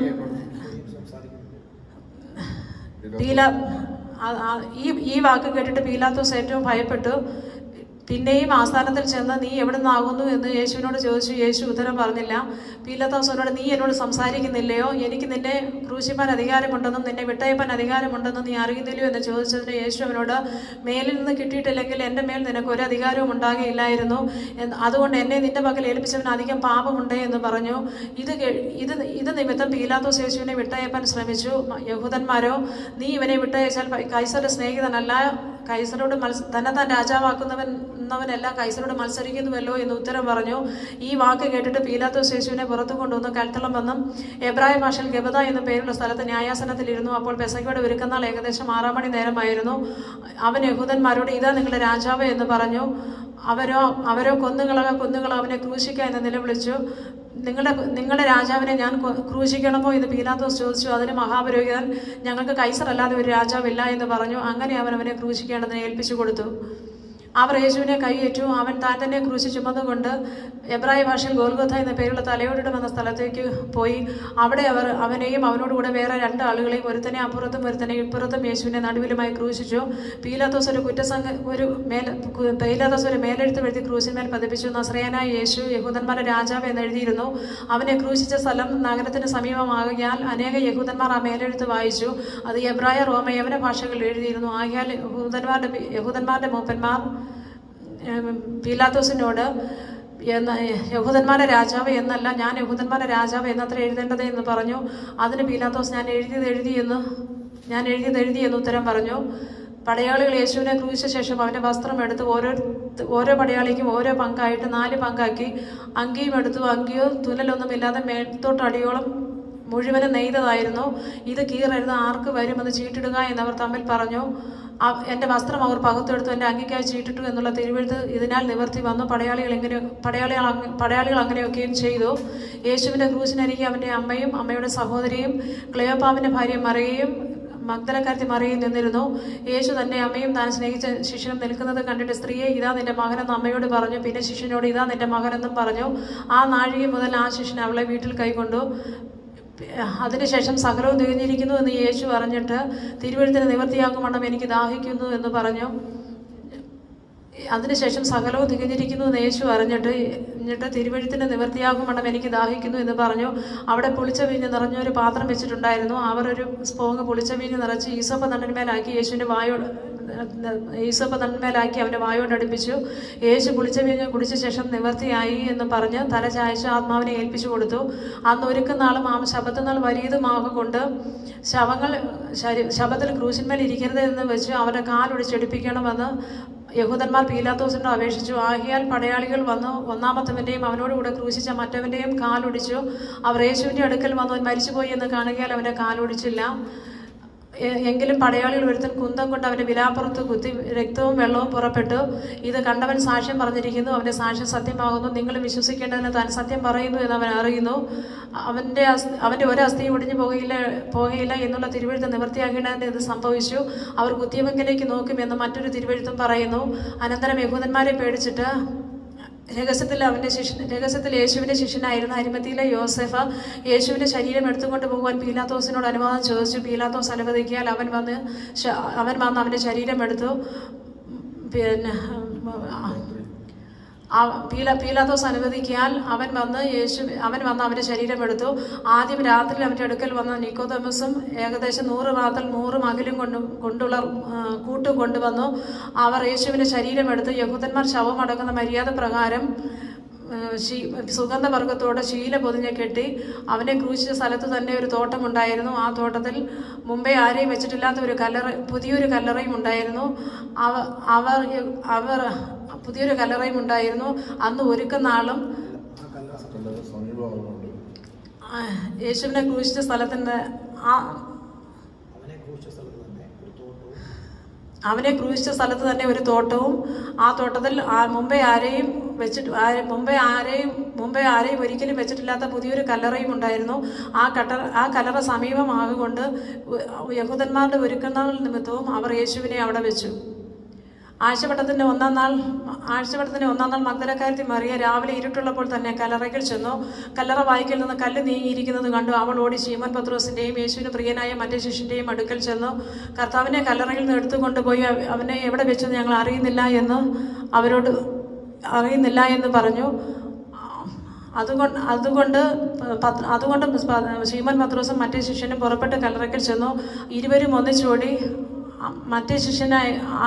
മറ്റേ ശിഷ്യൻ പത്രോസിനേക്കാൾ വേഗത്തിൽ ഓടി ആദ്യം കല്ലറയ്ക്കലെത്തി കുനിഞ്ഞു നോക്കി ശീലകൾ കിടക്കുന്നത് കണ്ടു. കല്ലറയിൽ കടന്നില്ല താനും. അവൻ്റെ പിന്നാലെ പത്രോസും വന്നു, കല്ലറയിൽ കടന്നു. ശീലകൾ കിടക്കുന്നത് കണ്ടു. അവൻ്റെ തലയിൽ ചുറ്റിയിരുന്ന റൂമാൽ ശീലകളോട് കിടക്കാതെ വേറിട്ടൊരിടത്ത് ചുറ്റി വെച്ചിരിക്കുന്നത് കണ്ടു. ആദ്യം കല്ലറയ്ക്കൽ വന്ന ശിഷ്യനും അപ്പോൾ അകത്ത് ചെന്ന് കണ്ട് വിശ്വസിച്ചു. അവൻ മരിച്ചവരിൽ നിന്ന് ഉയർത്തെഴുന്നേൽക്കേണ്ടതാകുന്നുള്ള തിരുവെഴുത്ത് അവർ അതുവരെ അറിഞ്ഞില്ല. അങ്ങനെ ശിഷ്യന്മാർ വീട്ടിലേക്ക് മടങ്ങിപ്പോയി. എന്നാൽ മറിയ കല്ലറയ്ക്കൽ പുറത്ത് കരഞ്ഞുകൊണ്ട് നിന്നു. കരയുന്നതിനിടയിൽ അവൾ കല്ലറയിൽ കുനിഞ്ഞു നോക്കി. യേശുവിൻ്റെ ശരീരം കിടന്നിരുന്ന സ്ഥലത്ത് വെള്ള വസ്ത്രം ധരിച്ച 2 ദൂതന്മാർ, ഒരുത്തൻ തലയ്ക്കലും ഒരുത്തൻ കാൽക്കലും ഇരിക്കുന്നത് കണ്ടു. അവർ അവളോട്, സ്ത്രീയെ, നീ കരയുന്നത് എന്ത് എന്ന് ചോദിച്ചു. എൻ്റെ കർത്താവിനെ എടുത്തുകൊണ്ടുപോയി അവനെ എവിടെ വെച്ചെന്ന് ഞാൻ അറിയുന്നില്ല എന്ന് അവൾ അവരോട് പറഞ്ഞു. ഇത് പറഞ്ഞിട്ട് പിന്നോക്കം തിരിഞ്ഞു യേശു നിൽക്കുന്നത് കണ്ടു. യേശു എന്ന് അറിഞ്ഞില്ല താനും. യേശു അവളോട്, സ്ത്രീയെ, നീ കരയുന്നത് എന്താ? നീ ആരെ തിരയുന്നു എന്ന് ചോദിച്ചു. അവൻ തോട്ടക്കാരൻ എന്ന് നിരൂപിച്ചിട്ട് അവൾ, യജമാനെ, നീ അവനെ എടുത്തുകൊണ്ട് പോയെങ്കിൽ എവിടെ വെച്ചു എന്ന് പറഞ്ഞു തരിക, ഞാൻ അവനെ എടുത്തുകൊണ്ട് പോയിക്കൊള്ളാം എന്ന് അവൾ പറഞ്ഞു. യേശു അവളോട് മറിയേ എന്ന് വിളിച്ചു. അവൾ തിരിഞ്ഞ് എബ്രായ ഭാഷയിൽ റബൂനി എന്ന് പറഞ്ഞു. അതിന് ഗുരു എന്നർത്ഥം. യേശു അവളോട്, എന്നെ തൊടരുത്, ഞാൻ ഇതുവരെ പിതാവിൻ്റെ അടുക്കൽ കയറിപ്പോയില്ല. എങ്കിലും നീ എൻ്റെ സഹോദരന്മാരുടെ അടുക്കൽ ചെന്ന് എൻ്റെ പിതാവും നിങ്ങളുടെ പിതാവും എൻ്റെ ദൈവവും നിങ്ങളുടെ ദൈവവുമായവൻ്റെ അടുക്കൽ ഞാൻ കയറിപ്പോകുന്നു എന്ന് പറക എന്ന് പറഞ്ഞു. മഗ്ദലക്കാരത്തി മറിയ വന്നു താൻ കർത്താവിനെ കണ്ടുവെന്നും അവൻ തന്നോട് ഇങ്ങനെ പറഞ്ഞുവെന്നും ശിഷ്യന്മാരോട് അറിയിച്ചു.